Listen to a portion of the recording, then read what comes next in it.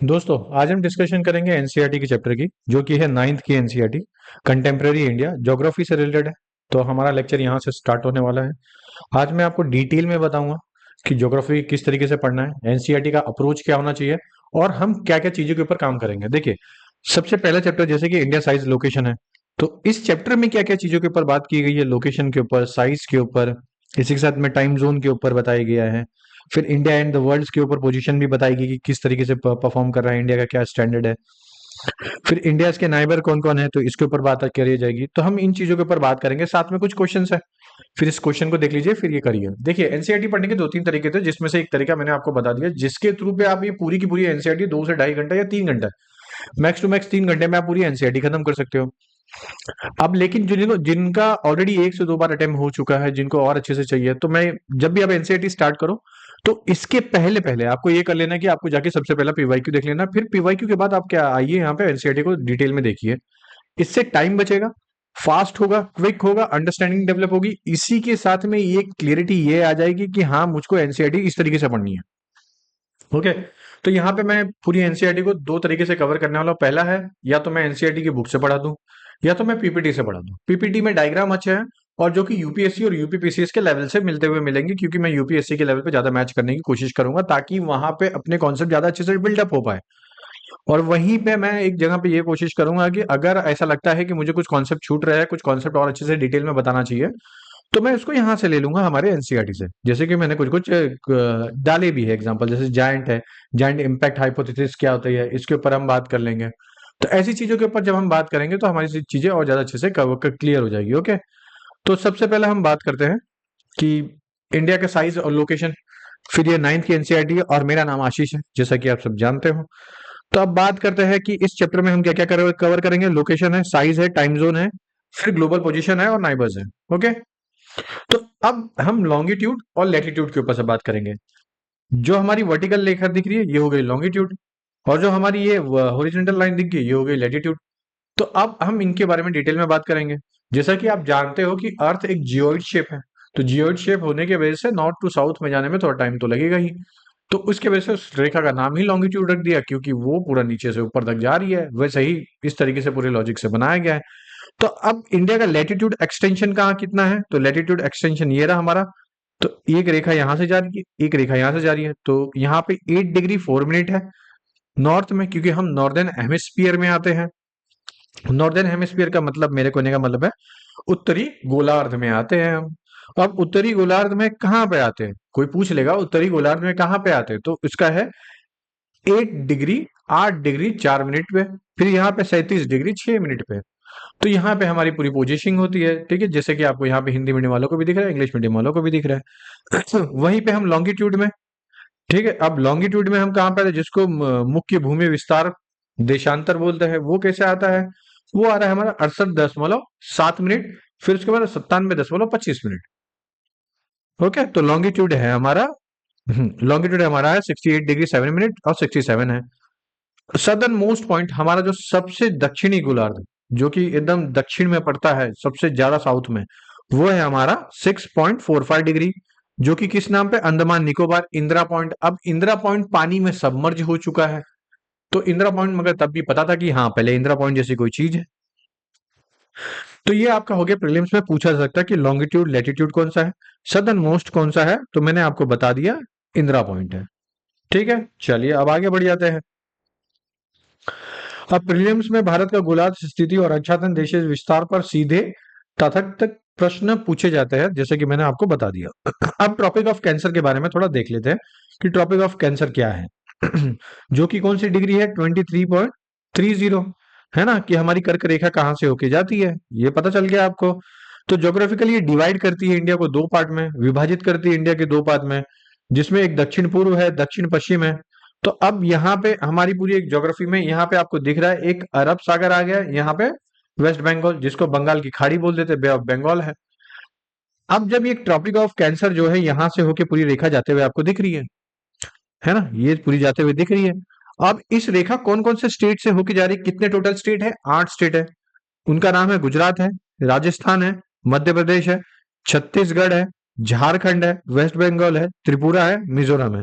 देखिए, गुजरात है, दिख गया, महाराष्ट्र भी दिख गया है, इसी के साथ में झारखंड भी दिख गया है, छत्तीसगढ़, हाँ, फिर झारखंड भी आपको दिख रहा है, फिर उसके बाद वेस्ट बंगाल भी आपको यहाँ पे दिख जा रहा है, फिर उसके बाद आपको त्रिपुरा, फिर मेघालय पूरा आपको अच्छे से पता चल जा रहा है, मिजोरम सॉरी। तो आपको इस तरीके से नाम याद रखने हैं, ठीक है। मैं फिर से रिपीट कर दे रहा हूँ, ध्यान से सुनिएगा। पहला है गुजरात, राजस्थान, मध्य प्रदेश, फिर क्या है छत्तीसगढ़, फिर झारखंड, वेस्ट बंगाल, त्रिपुरा और मिजोरम। इस तरीके से याद कर लीजिए, मुझे हो गया तो आपको भी हो जाएगा आराम से। चलिए आगे बढ़ जाते हैं। तो प्रीलिम्स में हिस्ट्री में इस तरीके से क्वेश्चंस पूछ लिया जाता है और पूछा भी गया है। आगे हम बात भी करेंगे इसके ऊपर। अब भारत के आकार और क्षेत्रफल और उनके स्थिति के ऊपर थोड़ा बात कर लेते हैं। तो India as a seventh rank पे, 7वें नंबर पे आती है भूगोल की दृष्टि से, है ना। क्षेत्रफल की दृष्टि से कुल कितने क्षेत्रफल है हमारे, 32.8 लाख वर्ग किलोमीटर के हैं, जिसको इंग्लिश में 3.28 मिलियन स्क्वायर किलोमीटर है।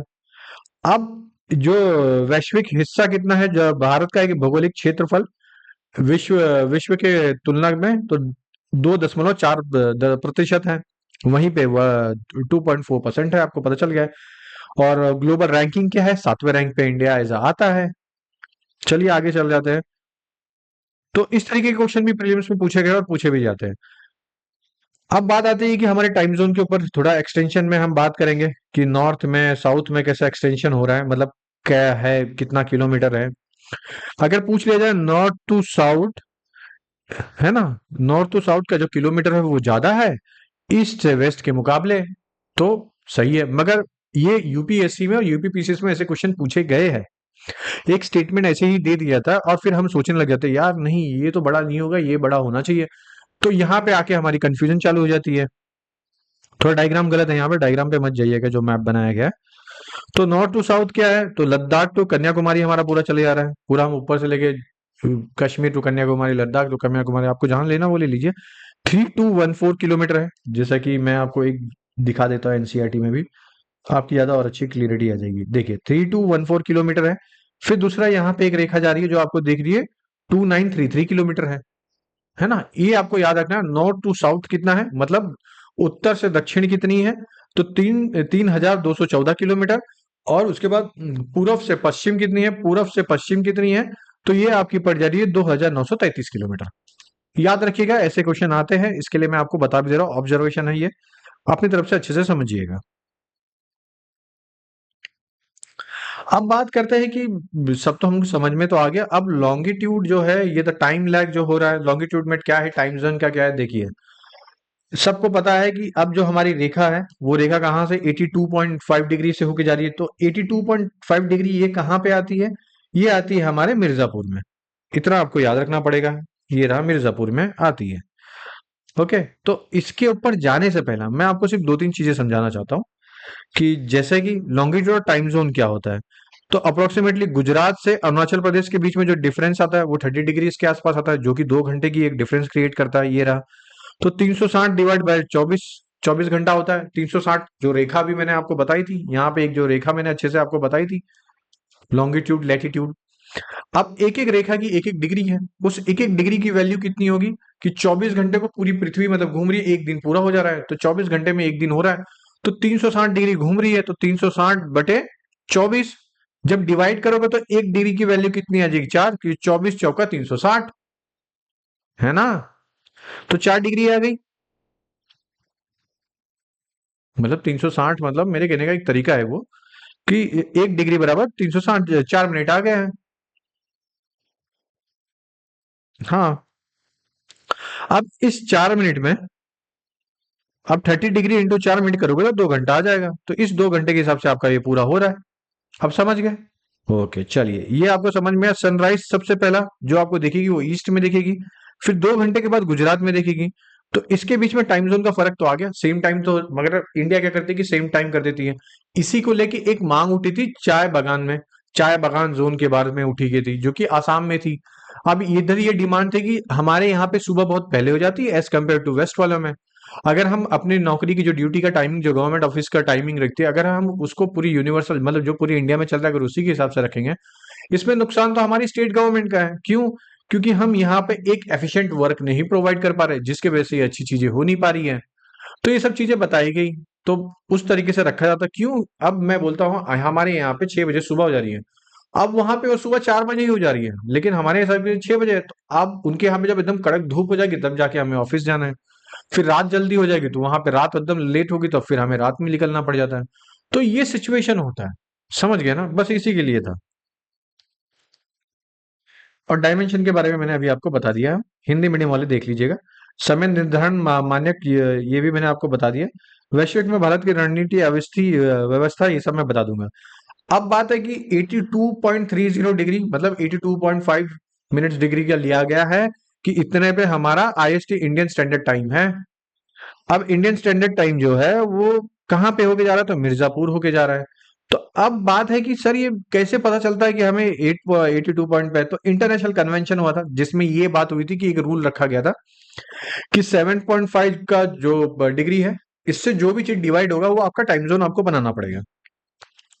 तो जो 82 है वो 7.30 से एग्जैक्टली डिवाइड होता है, जिसके वजह से इंडिया में इसको रखा गया है। और वो एग्जैक्टली डिवाइड होने का जो टाइम है 5 घंटा 30 मिनट। मतलब जब लॉन्गिट्यूड बनाई जा रही थी, जो ग्रीन विच एक कंट्री है जहां से पूरी लॉन्गिट्यूड गई थी, जो 0 डिग्री पे है, वहां से लेके हमारे इंडिया के 82.5 डिग्री पे जो कि हमारे टाइम जोन का डिफरेंस आ रहा है वो आ रहा है 5 घंटा 30 मिनट। ओके, समझ गए? चलिए, बहुत अच्छे समझ गए। मेरे ख्याल से ज्यादा तकलीफ नहीं होनी चाहिए। तब भी हो रही, समझा देता हूं। ये रहा 0, ये रहा हमारा प्यारा इंडिया, और ये रही 82 पॉइंट करके ऐसे जा रही है। ओके। अब यहाँ पे यहां से यहां तक की जो बीच में डिफरेंस है वो है 5 घंटा 30 मिनट। और ऐसे क्वेश्चन आते हैं, इसलिए मैंने आपको ये भी समझा दिया कि 360 डिग्री है, 24 से डिवाइड कर दीजिए, कितना आ जाएगा। देखिए मैं अभी आपके सामने डिवाइड भी कर देता हूँ। ठीक है, 6 चौक 6 छह, फिर 4 एकम 5 चौक 15 डिग्री आ रहा है। अब आपको यहाँ पे क्या पता चल रहा है? हाँ, 6 चौक 24, 6 चौक 30, 6 हाँ। अब यहाँ पे आपको सब चीज अच्छे से समझ में आ गई है, और जो मैंने के ऊपर भी अच्छे से समझा भी दिया है। ओके। अब यहाँ पे आप बोलोगे सर आपका तो कुछ अलग ही आ रहा है, वहां पे कुछ अलग ही आ रहा है। देखिए ये 360 डिग्री है। अब मैं 24 को अगर मैं मिनट्स में कन्वर्ट करूँ तो, अगर मैं वही चीज सेकंड में कन्वर्ट करूँ तो, इसलिए वेरी हो जाता है। इसलिए मैंने आपको एक सिंपल सा एग्जांपल दिया, 1 डिग्री बराबर 4 मिनट। ओके, चलिए आगे बढ़ जाते हैं।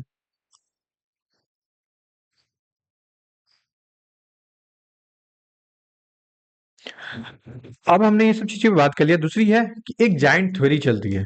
जायंट इम्पैक्ट हाइपोथेसिस क्या है कि Tropic of Cancer is currently drifting south at the rate of 15 metre per year. जो ऐसे 23.30 पे झुका, ये आपको दिख रहा है, ये अर्थ है हमारा। तो अर्थ की जो रेखा वो स्ट्रेट नहीं है, वो थोड़ी सी ऐसी झुकी हुई है ना।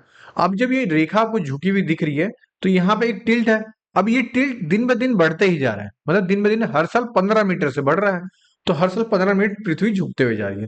तो जो जियोइड शेप है वो धीरे धीरे कहाँ आ रहा है, वो धीरे धीरे ऊपर आ रहा है। तो हो सकता है कुछ सालों के बाद या कुछ अरबों सालों के बाद एक जो पोल है वो ये क्रिएट हो जाए और ये वाला पोल का पानी धीरे धीरे ठंडा हो जाए। ये भी एक रीजन है ग्लोबल वार्मिंग आने का। ठीक है, चलिए। तो मैं इसलिए बता रहा था आपको, ऐसे छोटी छोटी चीजें कॉन्सेप्ट क्लियर करते हुए जाऊंगा ताकि आपके दिमाग में कोई डाउट भी ना आए।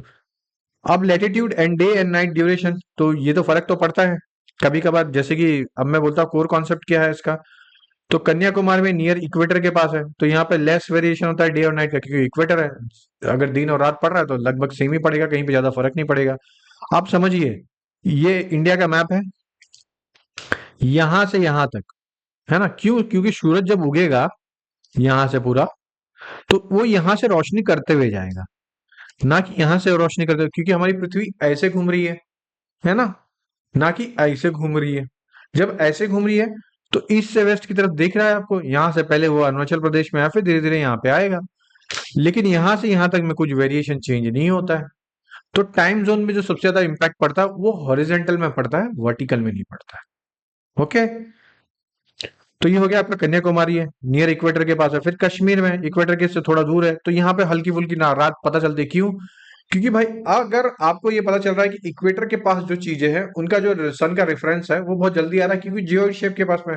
अब जैसे जैसे ऊपर वो जियोइड शेप नैरो में होता जाएगा धीरे धीरे, तो वहां पे डे नाइट का इम्पैक्ट आने दिख जाता है। ये इसका एक क्लासिक एग्जाम्पल है, इसलिए जम्मू कश्मीर में जल्दी रात हो जाएगी। वहीं पे हमारा जो कन्याकुमारी, वहां पे इतनी जल्दी रात नहीं होगी, वहां पे वेरीज कर जाता है। तो ये पूरा एक है कि इक्वेटर, नियर इक्वेटर के पास होने की वजह से कन्याकुमारी 8.4 डिग्री है। बिटवीन द ये डे और नाइट ड्यूरेशन हार्डली फेल्ट होती है, 45 मिनट का अप्रॉक्स होता है, ये मिनट होता है ऊपर नीचे। और वहीं से एनीवे जो कश्मीर है जो बहुत ज्यादा दूर है, तो वहां पे सबसे ज्यादा ये दिखने लग जाता है। ओके, चलिए यहाँ पे देखिए अच्छे से समझाया भी गया है। कौन सा है? गुजरात है, आपको 2 घंटे की समय दिख रही है। समाधान क्या है यहाँ पे? तो 2 घंटे के बीच में जो पड़ रही है, इसलिए इसको बीच में रखा गया 82 डिग्री में, ताकि 82 से 3.0 के बीच में ज्यादा हो तो 45 मिनट का डिफरेंस है। तो ये एक समाधान के तौर पे रखा गया था। अब अगर आज के बाद किसी ने पूछ लिया 82.30 क्या है, तो पहला एक थ्योरी है जो 7.5 से डिवाइड करने पे आती है। दूसरी है कि 2 घंटे का डिफरेंस आ रहा था, इसलिए यूपी के मिर्जापुर को बीच में ले लिया गया, ताकि दोनों के बीच में डिफरेंस बहुत कम हो जाए, 45 मिनट का ही रहे। ओके, चलिए अब इंडिया स्ट्रेटेजिक ग्लोबल पोजीशन क्या है? यहाँ पे इंडिया का एक ग्लोबल पोजीशन, पहली बात तो इंडिया एज ए, आपको ये दिख रहा होगा तीनों भाग से घिरा हुआ है। तो ऐसी कोई कंट्री नहीं है जितना इंडिया बाउंड्री शेयर करता है एज ए इंडियन ओशन में, इसलिए इंडियन ओशन का नाम इंडियन ओशन रखा गया, क्योंकि इंडिया की बाउंड्री सबसे ज्यादा शेयर करती है एज अ साउथ ग्लोबल में। बस आपको ये चीजें याद रखनी है। अब topical of Indian ocean routine क्या है? प्रोवाइडेड इंडिया स्ट्रेटेजिक एडवांसमेंट देती है, ऑब्वियसली डोमिनेंट कोस्ट लाइन है। मैंने जैसे अभी आपको बताया है कि कोस्ट लाइन जो होती है पूरी, जो जिसको हिंदी में बोले तट रेखा, जो है हमारी पूरी विशिष्ट तट रेखा है, जिसमें हम बात कर रहे हैं कि कैसे लंबी है, कितनी कनेक्ट है, पूरा आपको पूरी देखने मिल जाएगी। ये मेंस का क्वेश्चन है, इसमें पूछा भी गया discuss the strategic significance of India's location at the head of the Indian ocean. वहीं पूछा है कि हिंद महासागर में भारत की रणनीतिक स्थिति और इसके महत्व को विश्लेषणात्मक प्रश्न पूछे जाते हैं। तो इस तरीके से मैंने आपको अभी दिखा दिया। अब बात है कि एंशियंट रूट और कल्चरल एक्सचेंज किसे है? भारत की विश्व में संपर्क भूमि और समुद्र समुद्र का क्या काल रहा है? तो प्राचीन काल में भूमि मार्ग प्रमुख था। फिर मध्य काल में क्या है? समुद्री मार्ग आया। और अभी आधुनिक जो काल है, इसमें नहर हो गया, समुद्र भी हो गया, एयर भी हो गया। इस तरीके से पूरा ट्रांसपोर्ट, जैसे जैसे ट्रांसपोर्ट बढ़ने लगा, वैसे वैसे अवेयरनेस, वैसे वैसे ज्यादा चीजें अवेयर होने लगी, और जिसकी वजह से क्लियरिटी हमें और ज्यादा दिखने लग गई थी। ओके, अब बात करते हैं इंडिया के कुछ नाइबर्स के ऊपर, जो हमारे पड़ोसी देश है उनके ऊपर। तो जो उत्तर पश्चिम नॉर्थ वेस्ट में आते हैं, वो है हमारी सबसे नालायक कंट्री पाकिस्तान। जो अभी दोस्त अच्छा खासा बना है, वो है अफगानिस्तान। फिर उत्तर में क्या है? हमारे चीन है, नेपाल है, भूटान है। पूर्व में क्या है? ईस्ट में क्या है? म्यांमार है, बांग्लादेश है। कुल स्थिल पड़ोसी कौन से? भारत कुल 7 देशों के साथ अपनी भूमि सीमाएं साझा करता है ना? तो ये आपको समझ में आ गया सातों। और मैंने एक ये भी बता दिया आपको कि कहाँ कहाँ पे होता है। एनसीईआरटी में इतना नहीं बताया गया था जितना मैंने आपको अच्छे से समझाया है। अब भारत के पड़ोसी देश की समुद्री सीमाएं कौन कौन सी है? देखिए, समुद्री सीमाएं वाले श्रीलंका है। जैसे यहाँ पे मैंने लिखा है श्रीलंका, आपको यहाँ पे मैंने शायद से नहीं लिखा है। ओके, मैंने इधर नहीं लिखा है, इधर हिंदी वाले में है। मैं बोला ना, कुछ कुछ हल्की हल्की चीजें जो माइनर सी चेंज है, लेकिन जिस तरीके से मैं बताना चाहता हूँ डायग्राम के थ्रू पे, मैं नहीं जानता कि कोई उतना अच्छा से बता पाएगा। मैं बस ये चाह रहा हूँ कि आपकी क्लियरिटी और एडवांस लेवल पे लेके जाऊं। ठीक है, तो आपको इतनी चीजें याद हो गई है। तो श्रीलंका आपको दिख जा रही है, मालदीव भी दिख ही जा रहा है। ये रहा मालदीव, जो कि लक्षद्वीप के साथ अपनी सीमा साझा करता है।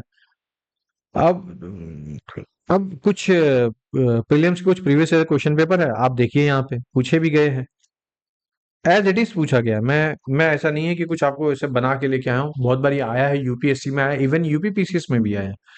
हम हिंदी मीडियम इंग्लिश मीडियम वाले दोनों दे सकते हो। प्रीलियम से कुछ फैक्ट है जिसके बारे में हम थोड़ा बात कर लेते हैं। पहला कि जो लोकेशन है, अभी हम पूरे चैप्टर को एक अच्छे से समरी फॉर्म में रिवाइज कर लेते हैं।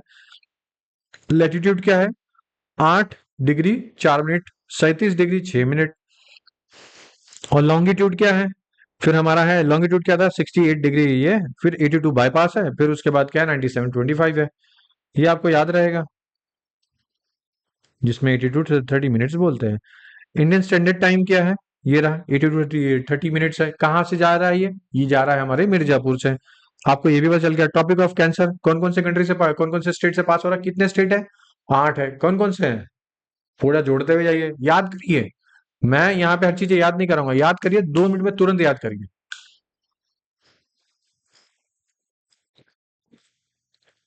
हाँ, मिजोरम है कि मेघालय है? लास्ट वाला आपको याद रहना चाहिए। चलिए, सही है। अगर याद है तो बहुत अच्छी बात है। इंडिया 7th रैंक में आता है ग्लोबल में। कितना कितना एज अ, मैं बात करता हूँ पूरे पूरे भौगोलिक दृष्टि से, इंडिया का क्षेत्रफल पूरे वर्ल्ड में कितना कंट्रीब्यूट कर रहा है, 2.4 पे कर रहा है। बाउंड्रीज कितनी है देखो, कोस्ट लाइन कितनी है, 7,516 किलोमीटर। और लैंड बाउंड्री कितनी है, 15,200 किलोमीटर। ये आपको समझ में आ गया। चलिए, यहाँ पे भी वही चीजें बताई गई है।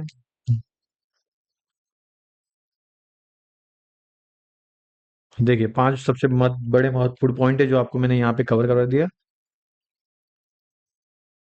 फिर मेंस अंतर संरचना, जिसको हम मेंस का आंसर स्ट्रक्चर बोलते हैं, यहाँ पे भी मैंने अच्छे से दिया है, आप देख सकते हो। कुछ ऐसी नहीं है कि मैंने कोई चीजें आपसे छुपाने की कोशिश की है। मैं बताया था आपको कि मैं एनसीईआरटी उस लेवल पे पढ़ाने की कोशिश कर रहा हूँ जिस लेवल पे यूपीएससी यूपीपीसीएस पूछने की कोशिश करेगा, ना कि उस लेवल पे जिस लेवल पे एनसीईआरटी दी गई है। तो चैप्टर का एक रिवीजन कर लेते हैं माइंड मैप के थ्रू पे। पहला हमने बात किया था लोकेशन, फिर क्या था, साइज था, फिर इम्प्लीकेशन क्या था, फिर ग्लोबल कंटेक्स्ट क्या था। तो हम पहले लोकेशन पे बात कर रहे थे। तो कहाँ पे है, नॉर्दर्न हेमिस्फीयर में है, मतलब उत्तरी गोलार्ध में है, ये आपको पता चल गया। फिर उसके बाद अक्षांश कौन सी है, आपको लैटिट्यूड कौन सी पड़ रही है, तो वो पड़ रही है 8.4 मिनट 37.6 मिनट। फिर देशांतर कौन सी पड़ रही है, लॉन्गिट्यूड कौन सी पड़ रही है, 68.7 है, 97.25 मिनट है। फिर उसके बाद ट्रॉपिक ऑफ कैंसर क्या है, जो कि हमारी कितने कितने स्टेट से होकर जा रही है, 8 स्टेट से होकर जा रही है। कहाँ क्या है उसके लिए, 23 डिग्री 30 मिनट, ये आपको याद रखना है। अब साइज क्या है इसका, देखिए इंडिया साइज में कितना है, 7वें रैंक पे आते हैं। कितने वर्ग किलोमीटर है, 32.8 किलोमीटर है, 32.8 लाख वर्ग किलोमीटर है। तो 3.28 मिलियन वर्ग किलोमीटर है, स्क्वायर किलोमीटर। और इंडिया 7th लार्जेस्ट है। नॉर्थ टू वेस्ट में बताया 3,214 है, और north to south, sorry north to south 3,214 है। ईस्ट टू वेस्ट जो है 2,933 है। याद रखिएगा, ऐसे क्वेश्चन पूछते हैं। कभी कभार इसको बड़ा दिखाने की कोशिश करेंगे, इसको छोटा दिखाने की कोशिश करेंगे। स्टेटमेंट बेस्ड क्वेश्चन होता है, बहुत इजी होता है, इसलिए अभी आपको बता दिया। बाउंड्रीज में लैंड के साथ हमारा 15,200 है, और कोस्ट के साथ हमारा कितना है, 7,516 किलोमीटर है। याद रहेगा, एज इट इज फैक्ट याद कर लीजिए। जब अगर आप यूपीपीसीएस का एग्जाम देने जा रहे हो तो हिंद महासागर है, जो कि हमने बताया एक साइड से घिरा है, फिर दूसरे साइड से किससे घिरा है, बे ऑफ बंगाल से घिरा हुआ है, ये भी आपको पता है। तो 7 नाइबर्स कंट्री कितने टोटल हमारे जो प्रमुख हमारे पड़ोसी देश है, तो पाकिस्तान है, अफगानिस्तान है, चाइना है, नेपाल है, भूटान है, बांग्लादेश है, म्यांमार है। ये थल पे है। और वहीं पे सी के तौर पे, मतलब समुद्री तल पे, तो वो है श्रीलंका और मालदीव। याद रहेगा, तो 7, 2, 9। ये हो गया हमारा पहला चैप्टर फिनिश। तो पहले चैप्टर में हमने बहुत डिटेल में बात की। और अब हम जो बात करेंगे, फिजिकल फीचर ऑफ इंडिया। ठीक है, तो फिजिकल फीचर ऑफ इंडिया में स्टार्ट होने से पहले बस आप मुझे 1 मिनट दीजिएगा, मैं उस 1 मिनट में मैं दूसरा चैप्टर भी खोल लेता हूँ। ओके, ज्यादा टाइम नहीं लगेगा, फटाक से हो जाएगा। अब आपको सिर्फ इतना करना है कि मैं जो जो क्वेश्चन पूछते जा रहा हूँ, बस आपको उसका आंसर देते रहना है। तो पहला क्वेश्चन मेरा ये है कि ट्रॉपिक ऑफ कैंसर, जिसको कर्क रेखा बोलते हैं, वो कौन कौन से स्टेट से होके बह रही है, जा रही है। दूसरी, सबसे नियर सिटी कौन सी है ट्रॉपिक ऑफ कैंसर से, कर्क रेखा से, ये आपको मुझे बताना है। तीसरी जो मोस्ट इंपॉर्टेंट चीज है, मैं ये जानता हूं कि सदर्न मोस्ट पॉइंट, मतलब साउथ का देशांतर सबसे साउथ में कौन सी सदर्न मोस्ट पॉइंट है, और वो कौन सी डिग्री में, ये मुझे जरूर बताइएगा।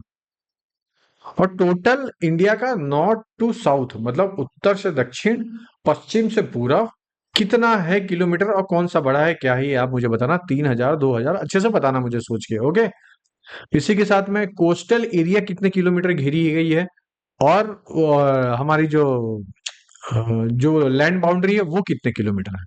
टोटल कितने स्टेट, कितने कंट्री टच है, हमारे नाइबर्स, हमारे पड़ोसी देश कौन कौन से, ये जरूर बताइएगा। मैं जितनी चीजें बोल रहा हूँ बस उसको उसी हिसाब से सोचिएगा जरूर, वरना तो फिर बहुत दिक्कत हो जाएगी। अब जो अभी ये वाला चैप्टर आ रहा है, इसमें हम बहुत डिटेल में बात करेंगे, क्योंकि ये एक फिजिकल फीचर ऑफ इंडिया है, बड़ा चैप्टर है। इसमें एक बार डिटेल में बात कर लिया, फिर जैसे जैसे अब चैप्टर आएगा, आपके कॉन्सेप्ट उतने ज्यादा स्ट्रांग होते हुए जाएंगे। इस चीज की मैं तो गारंटी। ओके, तो हम सिंपली समझाने के लिए पहला, कि इस चैप्टर में हम पढ़ाएंगे क्या क्या। देखिए, पहला हम पढ़ाएंगे मेजर फिजिकल फिजियोग्राफिक डिवीजन है। तो मेजर फिजियोग्राफिक डिवीजन में क्या क्या आ रहे हैं, तो जैसे आ रहा है हिमालयन माउंटेन आ रहा है, नॉर्दर्न प्लेन आ रहा है, फिर उसके बाद पेनिसुलर प्लेट्यू आ रहा है, इंडियन डेजर्ट आ रहा है, फिर कोस्टल प्लेन आ रहा है, द आइलैंड आ रहा है, जो आपको यहाँ पे दिख भी रहे होंगे किस किस हिसाब से है ना। डायग्राम देखते जाइए, देखिए डायग्राम इतना इंपॉर्टेंट है जितना इंपॉर्टेंट कोई नहीं है। ओके।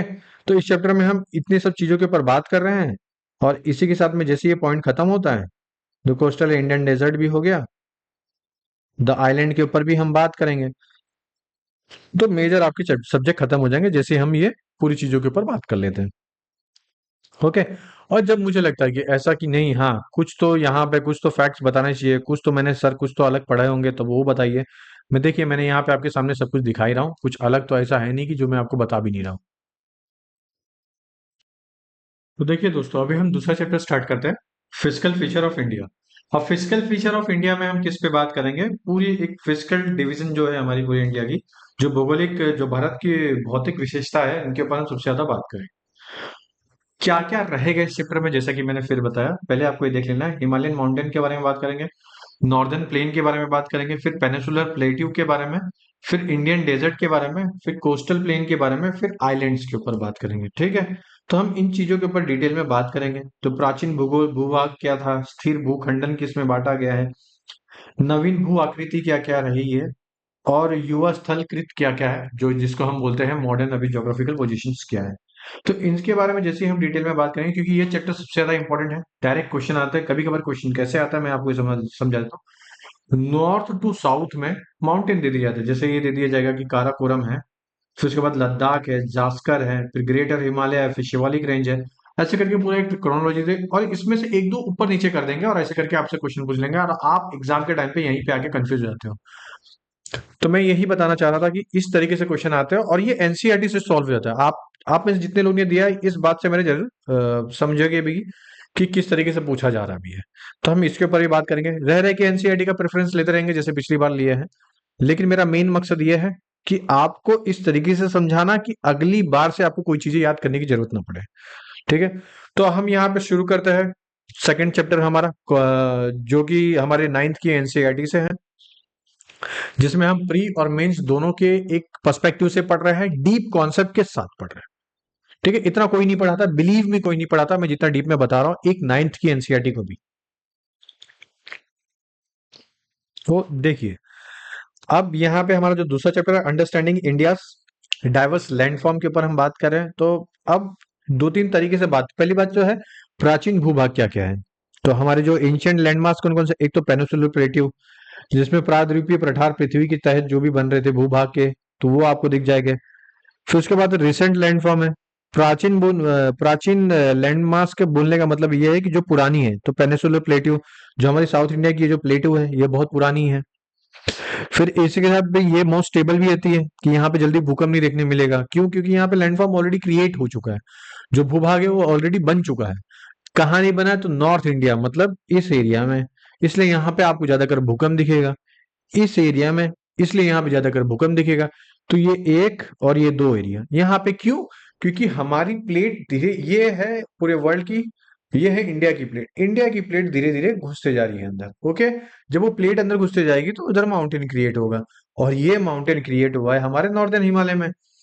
अब ये नॉर्दर्न जो हिमालय है, जो पूरा हमारे पूरे जो उत्तरी हिमालय, जो पूरा जो हमारी पूर्व से लेके पूरे ईस्ट तक फैला हुआ है, वहां पे ये सबसे बड़ा काम करता है एक क्लाइमेट को मेंटेन करने के लिए। एक बोल सकते हो कि वेदर हो गया, क्लाइमेट हो गया, इसको मेंटेन करता है पूरे भारत के भूभाग में। ठीक है, तो यहाँ पे हम इन चीजों के ऊपर बात करेंगे।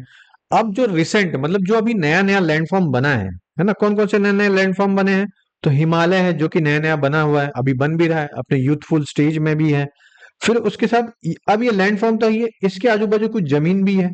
अभी जो जमीन है, जिसको हम प्लेन बोलते हैं, पहाड़ आने के बाद तो एक प्लेन जमीन आती ही है, तो उसको हम बोलते हैं ग्रेट प्लेन या नॉर्दर्न प्लेन बोलते हैं, जो कि किससे बना है? अलुवियन। कौन सी अलुवियन? ओल्ड अलुवियन। क्यों? क्योंकि पहले वहां पे रवि नदी थी। अब वो नदी ने अपना डायरेक्शन चेंज किया है, तो जिसके वजह से वहां पे ये सब चीजें चेंजेस दिखने लग गई है। समझ गए? जब ड्रेनेज के ऊपर बात करेंगे तो नदी के ऊपर और डिटेल में बात करेंगे। ओके, तो प्राचीन भूभाग के बारे में जैसे कि मैंने आपको बताया, इसी के साथ में जो स्थिर भूखंड है, इसके बारे में मैंने आपको बताया। नवीन भू आकृति बताया। युवा स्थल पे कौन सा है हमारा? हिमालय एक युवा वलित पर्वत है, जिसकी ऊंची चोटी, गहरी घाटी और तेज बहने वाली नदियां यहाँ पे देखने मिल जाएगी। और उत्तरी मध्य में जलोढ़ निपेक्षा से बने हुए होते हैं ये सब कुछ। ये आपको समझ में आ गया है? तो अब यहाँ पे कुछ कुछ चीजें हमने डिवाइड की हैं। तो जैसे कि हमने बोला भू आकृतिक विभाग क्या क्या बने हैं, जो छह छह भागों में बांटा गया। पहला है हिमालयन पर्वत की श्रृंखला है, जिसको हिमालयन माउंटेन रेंज बोलते हैं, जो कि यंग फोल्ड माउंटेन है, हाई पीक्स है, यहाँ पे मिलेगी, डीप वैलीज मिलेगी। फिर द नॉर्दर्न प्लेन है, उत्तरी मैदान है, जो फर्टाइल अलुवियल डिपॉजिट है, हमारा यूपी का पार्ट हो गया, कुछ प्रयागराज का हो गया, बहुत फर्टाइल लैंड है। फिर इसके बाद द पेनिसुलर प्लेटू है, तो प्रायद्वीपीय पठार है। फिर इंडियन डेजर्ट है, भारतीय मरुस्थल है। फिर कोस्टल प्लेन है, तटीय मैदान है। फिर आइलैंड है, द्वीप समूह है। इन चीजों ये छह चीजों के ऊपर बात करेंगे। अब आपने देखा होगा कि मैंने जैसे बताया, जो पुराने लोग हैं, मतलब जो पुरानी धरती है वो है साउथ इंडिया, मतलब कर्क रेखा के नीचे वाली। जो कर्क रेखा के ऊपर है वो नई जमीन है, नॉर्थ इंडिया। अब आप हमेशा ये चीज नोटिस करिए कि नॉर्थ इंडिया में पॉपुलेशन ज्यादा होती है। क्यों? क्योंकि वहां पे फर्टाइल लैंड है। इसके लिए यूपी, बिहार, मध्य प्रदेश, छत्तीसगढ़ ऐसी जगह पे आपको पॉपुलेशन बहुत मिलेगी।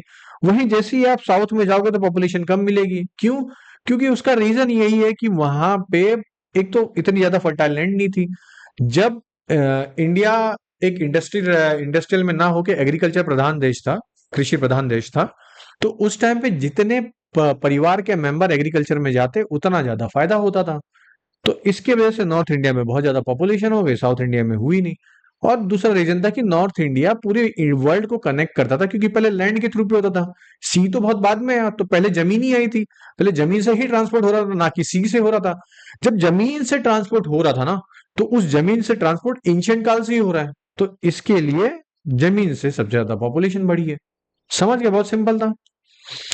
यही ऐसे ऐसे कुछ कुछ छोटे छोटे कॉन्सेप्ट होते हैं जो आपके दिमाग में बैठेंगे और हमेशा के लिए बैठ जाएंगे। ठीक है, तो मेंस में पूछा है contrast the relief of Himalayan region with that of the peninsular plateau, है ना। यह वर्गीकरण पूरे अध्याय की संरचना है। मेंस में अक्सर किन्हीं दो विभाग के बीच तुलनात्मक विश्लेषण पूछा जाता है, जैसे नॉर्थ और साउथ के बारे में पूछ लिया जाएगा, तो मैंने आपको बता दिया।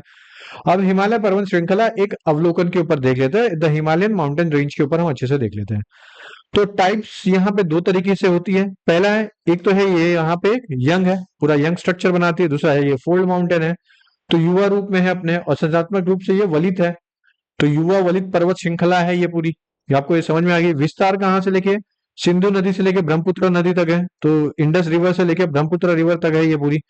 और कितने किलोमीटर ये फैली हुई है? तो 2400 2400 किलोमीटर तक पूरी ये एक आर्क बनाई है, पूरा एक चाप बनाती है। फिर चौड़ाई इसकी कितनी है? 400 किलोमीटर के आसपास है। ये 400 किलोमीटर की चौड़ाई कहाँ पे? कश्मीर में है। और जैसे जैसे चौड़ाई और जैसे जैसे नैरो कहाँ पे होती जाएगी? जैसे जैसे ईस्ट की तरफ जाएगी, तो ईस्ट की तरफ कहाँ जाएगी? जब वो इधर आएगी, ठीक है, नॉर्थ ईस्ट की तरफ जा रही है। अब इस नॉर्थ ईस्ट की तरफ जाती है तो इसकी चौड़ाई कम होते जा रही है। कितनी हो जा रही है? 150 किलोमीटर। तो अरुणाचल प्रदेश में जो इसकी चौड़ाई है वो 150 किलोमीटर है, और जो जम्मू कश्मीर में इसकी चौड़ाई है जो है 400 किलोमीटर। 400 किलोमीटर से होते होते 150 किलोमीटर पे गई है। अब इस तरीके से क्वेश्चन पूछा भी जाता है कि कहाँ पे ब्रॉडर एरिया है, कहाँ पे नैरो एरिया है, और ये पूछा भी गया है। यूपीएससी तो खास करके ऐसे क्वेश्चन पूछती है क्योंकि यहाँ पे कंफ्यूज करने के अच्छे चांसेस बनते हैं।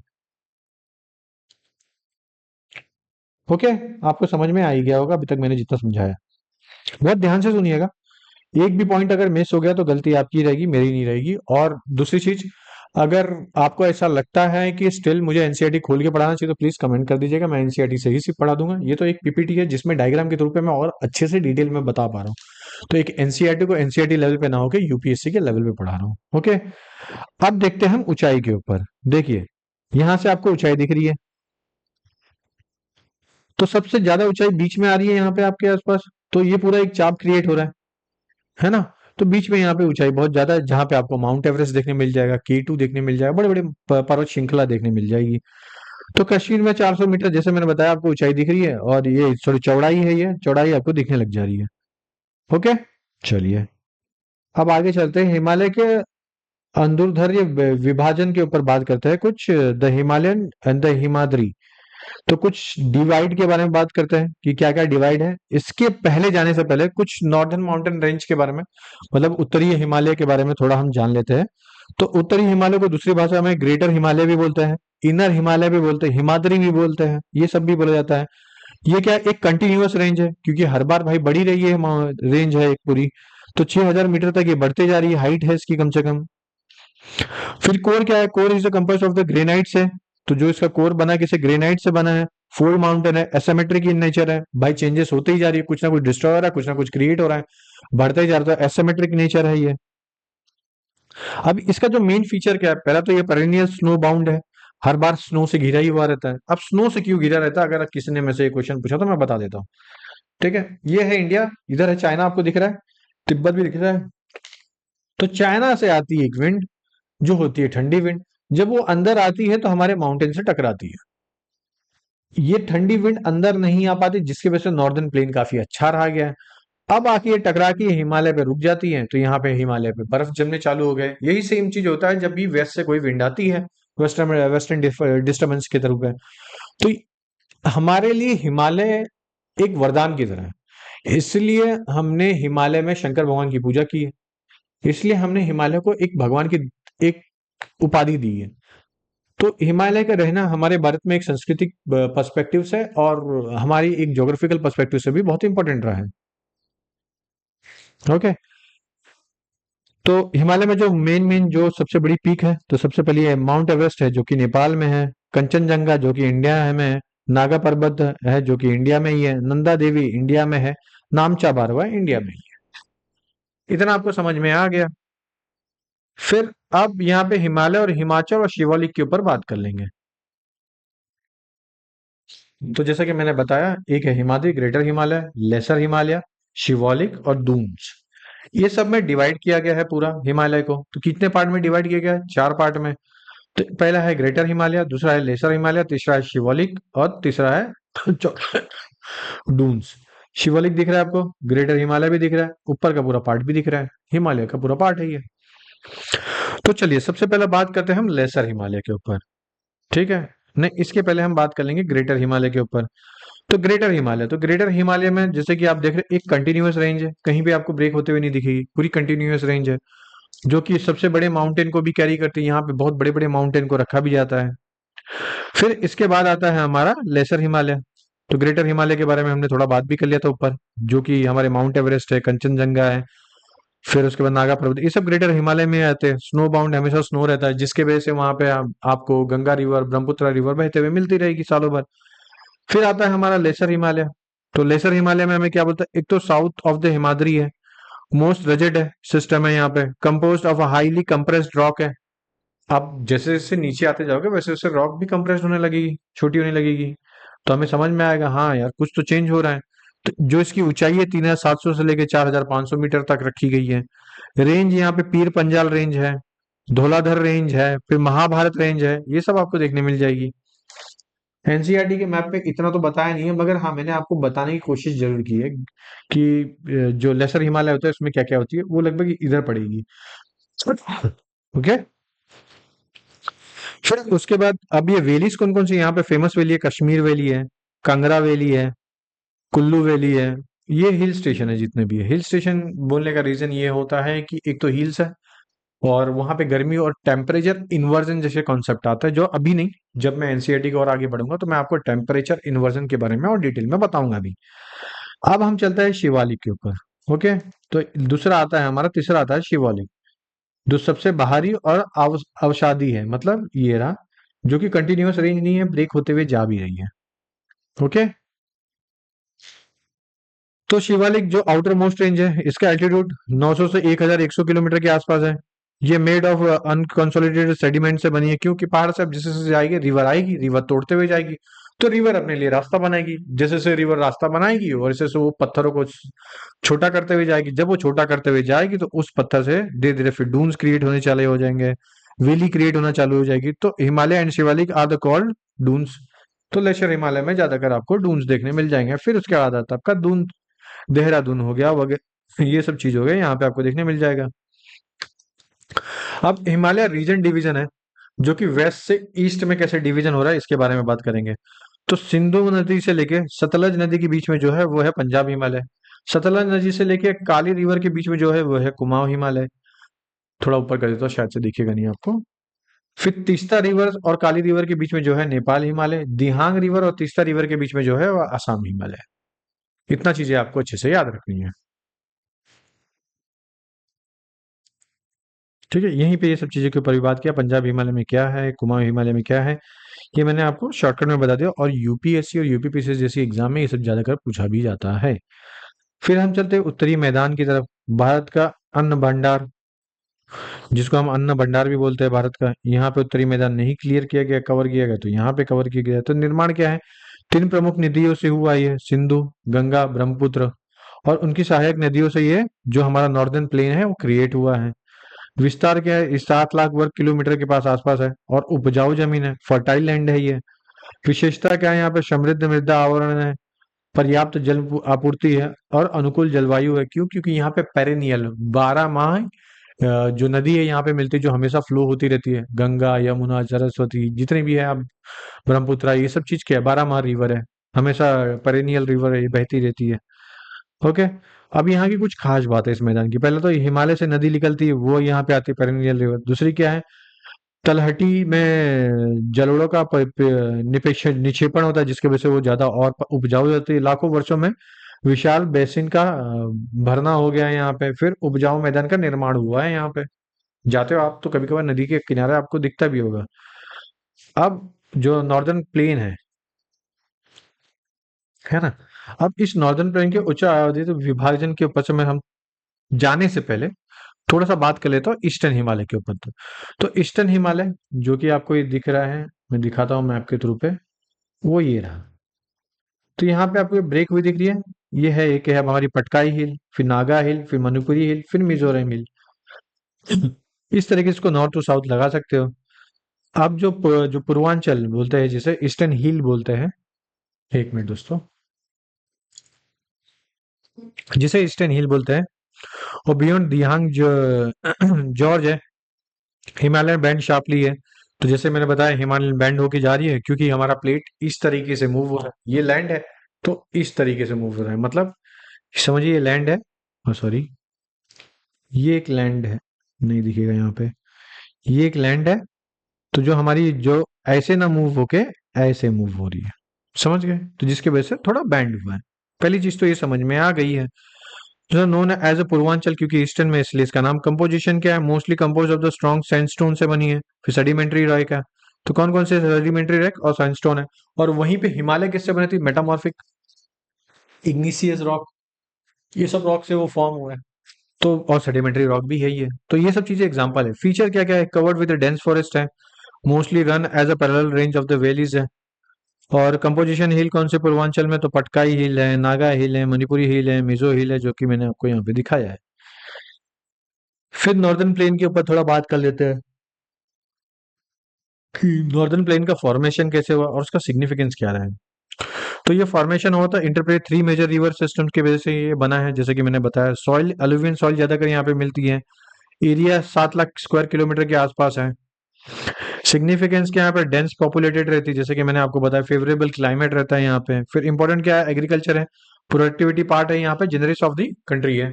तो यहाँ पे ज्यादातर ग्रीनरीज ऑफ द कंट्री इसलिए बोला जाता है, क्यों? क्योंकि river descend from the Himalaya, पहले हिमालय से निकली रिवर, कैरी करती है क्या, सिल्ट, कुछ कंकड़ कैरी करेगी, उस कंकड़ को तोड़ तोड़ के उसके अंदर कुछ करके मिट्टी बनाना चालू करेगी, तो ये एलुवियल सॉइल में बदलेगा। फिर ये जाती है डिपॉजिट, फिर ये सब जाके एक जगह पे जमेगा काफी सालों तक, तो ये एक जगह पे कोई उपजाऊ जमीन बना देगे। फिर उसके बाद फॉर्मेशन होता है एक फर्टाइल प्लेन का।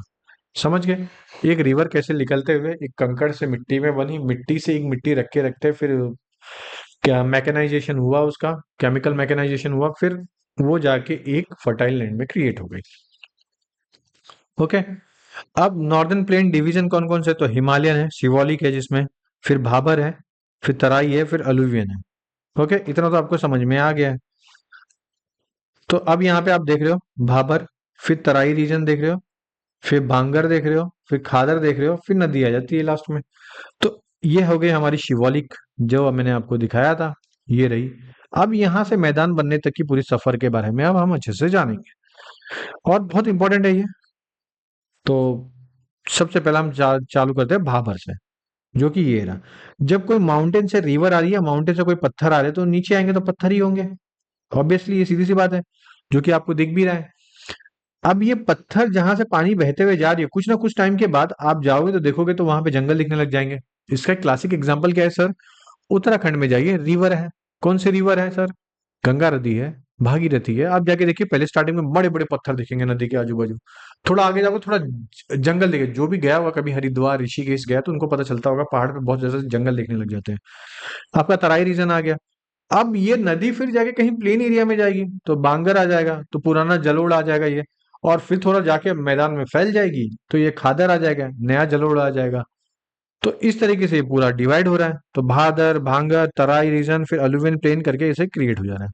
तो अलुवियन प्लेन में दो होती है, एक होती है नॉर्थ से साउथ में जम करके, तो पहला होती है भाबर, जो नैरो बेल्ट होती है, 8 से 16 किलोमीटर की होती है, जो पैरेलल होती है शिवालिक रेंज में। और रिवर डिपॉजिट करती है पेबल्स, मतलब थोड़े बहुत पत्थर आ जाएंगे, स्ट्रीम्स आ जाए, डिसअपियर हो जाती है। फिर उसके बाद है तराई रीजन, जो कि मैंने अभी आपको बताया, ये दिख रहा है, ये रहा तराई रीजन, जहाँ पे ये ऐसा दिखता है।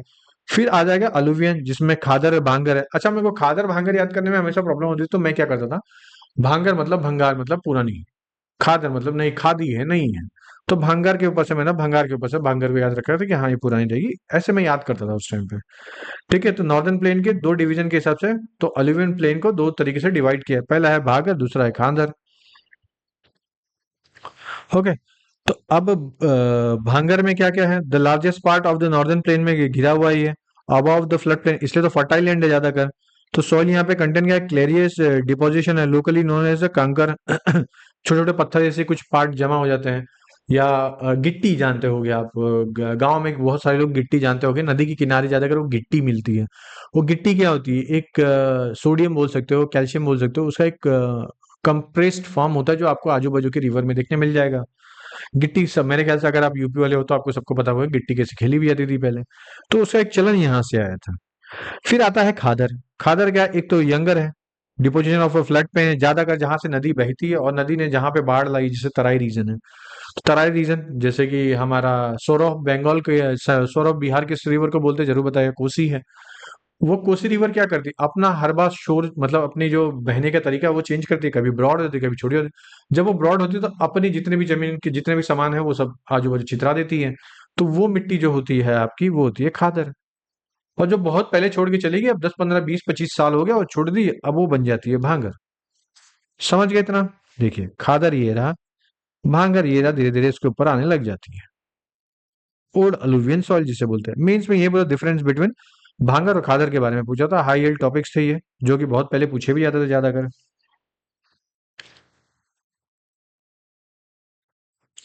अब फिर चलते हैं हम पेनिसुलर प्लेट्यू के ऊपर। ओके। तो प्रायद्वीपीय पठार के ऊपर चलेंगे, जो कि प्राचीन और स्थिति भूभाग के ऊपर बात करेंगे थोड़ा। पेनिसुलर प्लेट्यू बहुत इंपॉर्टेंट चैप्टर है। और अभी तक हमने हिमालय के बारे में जो बात याद किया, प्लीज समझिएगा। मैं एक छोटे से डायग्राम के फॉर्म में आपको समझा देता हूँ। ये है हमारी हिमालय, यहाँ से बहुत सारी रिवर निकल रही है। जैसे ये रिवर निकलेगी तो क्या बनाएगी, भाबर बनाएगी, है ना। फिर क्या बनाएगी, तराई बनाएगी। फिर तराई के बाद क्या, भांगर बनाएगी। फिर भांगर के बाद क्या, खादर बनाएगी। फिर नदी अपने हिसाब से निकल जाएगी। तो ये नदी के कुछ साथ पत्थर पत्थर आ रहे थे, तो वो हमारे भाबर में आके जमा हो गए। अब पत्थर के बाद थोड़े बहुत तो नदी कहीं तो स्टेबल होने की कोशिश करेगी नदी की वजह से। तो यहाँ पे जो थोड़ी बहुत फर्टाइल लैंड है, यहाँ पे जंगल आ जाएगा थोड़ा घना सा, तो ये हो जाएगा हमारा तराई रीजन। फिर तराई रीजन से पानी नीचे आएगा, फिर हो जाएगा हमारा भांगर। क्यों? क्योंकि यहाँ पे भाई बहुत पहले नदी थी, चौड़ी थी, अब पतली हो गई है, तो धीरे धीरे नदी ऐसे दिखने लग जाएगी। फिर आगे जाके आ जाएगा खादर, क्योंकि अब नई नई मिट्टी भी बन रही है, क्योंकि डेल्टा बनाने की कोशिश कर रही है। तो अभी तक हमने इसमें बात की थी। तो हिमालय को कितने पार्ट में बांटा गया है? नॉर्थ, जो वेस्ट से लेके ईस्ट में हिमालय का कैसा सिचुएशन था, वेस्ट में जैसे बताया था मैंने 400 है। फिर धीरे धीरे जाके नहरों हो गई है। फिर जो हमारा ग्रेटर हिमालय है, ग्रेटर हिमालय में कौन कौन से माउंटेन आते हैं, फिर लेसर हिमालय में क्या क्या है, फिर शिवालिक में क्या क्या है, फिर इंडस से सतलज के बीच में जो जोन पड़ता है उसको क्या बोलते हैं। ऐसे मैंने आपको हर चीजें डिटेल में बता दी। अब आगे चलते, जो कि है पेनिसुलर प्लेट्यू के ऊपर, जो कि बहुत इंपॉर्टेंट भी है और सबसे ओल्डेस्ट भी है। ओके, चलिए, बस थोड़ा सोचिएगा अपनी तरफ से भी, हाँ।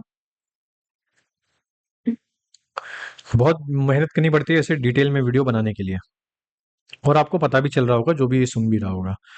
तो फॉर्मेशन क्या है यहाँ पे, जो टेबलेट और ओल्ड क्रिस्टलाइन है, इग्नियस रॉक है, मेटामॉर्फिक। तो तीन तरीके से बननी क्या है, क्रिस्टलाइन रॉक है पहली बात तो, फिर इग्निशियस रॉक है, और मेटामॉर्फिक रॉक से बनी है फॉर्म मध्य बेगिंग। ठीक है, गोंडवाना लैंड से बने हैं ये पूरी। अब फीचर क्या है यहाँ पे, एक तो ब्रॉड एंड शैलो वैलीज है, और राउंड हिल है। फिर टू डिवीजन यहाँ पे बनाया गया, एक तो सेंट्रल हाईलैंड है और डेक्कन प्लेट्यू है। तो मध्य उच्च उच्ची भीमा है और दक्कन पठार में बनाया गया, इसको बांटा गया है। तो सेंट्रल हाईलैंड है जो कि हमारा एक मध्य उच्च भूमि है, और दक्कन पठार में तो मध्य उच्च भूमि नर्मदा नदी के उत्तर में स्थित, पश्चिम में चौड़ी और पूर्व में संकरी है।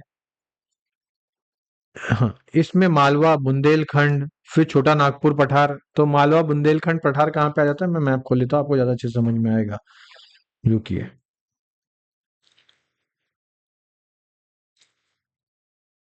इसी में ही बात कर लेते हैं, ज्यादा नीचे नहीं आते हैं।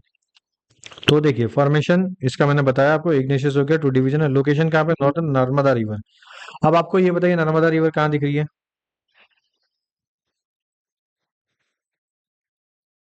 दिखी? नहीं दिखी? ये देखिए, ऐसे मैप देखोगे भाई, देखिए समझिए मैप को। अगर आप ज्योग्राफी पढ़ रहे हो, अगर आपको मैप ही नहीं समझ में आएगा तो क्या फायदा है। तो नर्मदा रिवर क्या कवर कर रहा है, आपका पूरा मालवा प्लेट्यू कवर कर रहा है। फिर बाउंड्रीज यहाँ पे विंध्या रेंज तक बनाती है। अब विंध्या रेंज ये रहा, देखिए ये बाउंड्री बना दिया। ये जमीन मूव हो रही थी ना, यहाँ पे आके रुक गई। विंध्या रेंज क्या है, एक ये बाउंड्री बना दिया, और सब यहाँ पे नर्मदा रिवर से स्टार्ट है। तो दो पॉइंट तो हमें समझ में आएगा। And the Aravalli north west है। अरावली ये रही माउंटेन रेंज, ये है ना, ये नॉर्थ वेस्ट तक है। तो इतने से लेके इतना जो पार्ट है वो हमारा है पूरा पेनिसुलर प्लेट्यू। तो स्लोप यहाँ पे क्या है, फ्लो ऑफ रिवर। तो यहाँ पे चंबल है, बेतवा है, कैन है, ये सब कहाँ पे है, जो कि हमारी south west, from south west to north east indicate करती है स्लोप को। एक मिनट दोस्तों।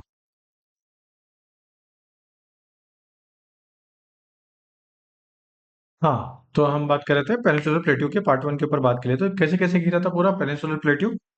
तो जिसको हम प्रायद्वीपीय पठार बोलते हैं, वो था पहला अरावली नॉर्थ वेस्ट से, जैसा मैंने बताया, नॉर्थ में नर्मदा रिवर थी। फिर सेंट्रल हाईलैंड मालवा प्लेट्यू आ जा रहा था। और ईस्ट साइड में हमारी कौन सी रिवर थी, चंबल कैन थे, जो कि फ्लो हो रही है नॉर्थ ईस्ट में। फिर विंध्या रेंज के साउथ और ये रहा नर्मदा। अब यहाँ से पूरा नर्मदा के नीचे से फिर हमारा पूरा पेनिनसुलर प्लेट्यू चालू होता है। इसके ऊपर हमने बात कर ली है पूरी अच्छे से, एक्सटेंशन के ऊपर बात कर ली है। तो अच्छे से पेनिनसुलर प्लेट्यू की, मैं यहाँ पे ये बताने का जो मकसद है मेरा ये है कि अच्छे से आप समझिए कि क्या एक्सटेंशन था और कहाँ तक था पेनिनसुलर प्लेट्यू का। तो एक डायग्राम के तौर पे मैंने यहाँ पे समझा दिया। हिंदी मीडियम वालों के लिए नहीं हो डायग्राम, मुझे भी पता है, मगर फिर मैं बोला कुछ ना कुछ यहाँ पे है, कुछ ना कुछ वहां पे है। ऑलमोस्ट इक्वल है, क्योंकि बनाते समय थोड़ी सी ऊपर नीचे हुई है, नो डाउट है। The peninsular plateau part two के ऊपर बात करते हैं, दक्कन प्लेट्यू, जिसको मध्य उच्च भूमि और दक्कन पठार के ऊपर में।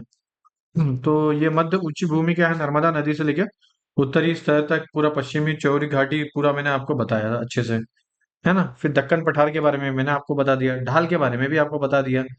अब बात है कि पार्ट टू में मैं इसमें क्या बताने वाला हूँ। पहली चीज तो, एक तो ये ट्रायंगुलर फॉर्म में लैंड मास है, जो कि नॉर्थ में नर्मदा रिवर के साथ जुड़ी हुई है। मैं ऊपर कर देता, थोड़ा आप ये पढ़ते रहिएगा। बाउंड्रीज यहाँ पे सतपुरा रेंज है नॉर्थ में, with Mahadev, Kaimur hill, Maikal range extension है। ये स्लोप कौन कौन से है, तो आपको यहाँ पे दिखा दो, हाईएस्ट वेस्ट टू, जो वेस्ट है, द हाइयर जो है वेस्ट साइड में है, और स्लोप जेंटली ईस्टरवर्ड है। मतलब ये हाइयर साइड में, फिर धीरे धीरे छोटा होते गया है ये, है ना। तो यहाँ पे आपको कुछ दिख रही है साउथ वेस्ट में, चंबल है, सिंध है, बेतवा है, कैन है, ये क्या है, ये रिवर है।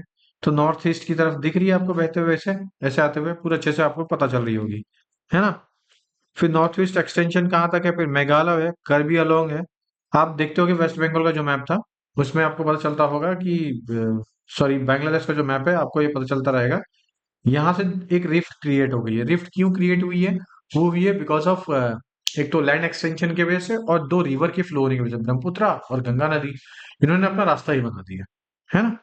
तो नॉर्थ में, नॉर्थ बेस क्या है, सतपुरा, महादेव, महकल्स के ऊपर। नॉर्थ ईस्ट में गारो, खासी, जैंतिया तक एक्सटेंड हुई है।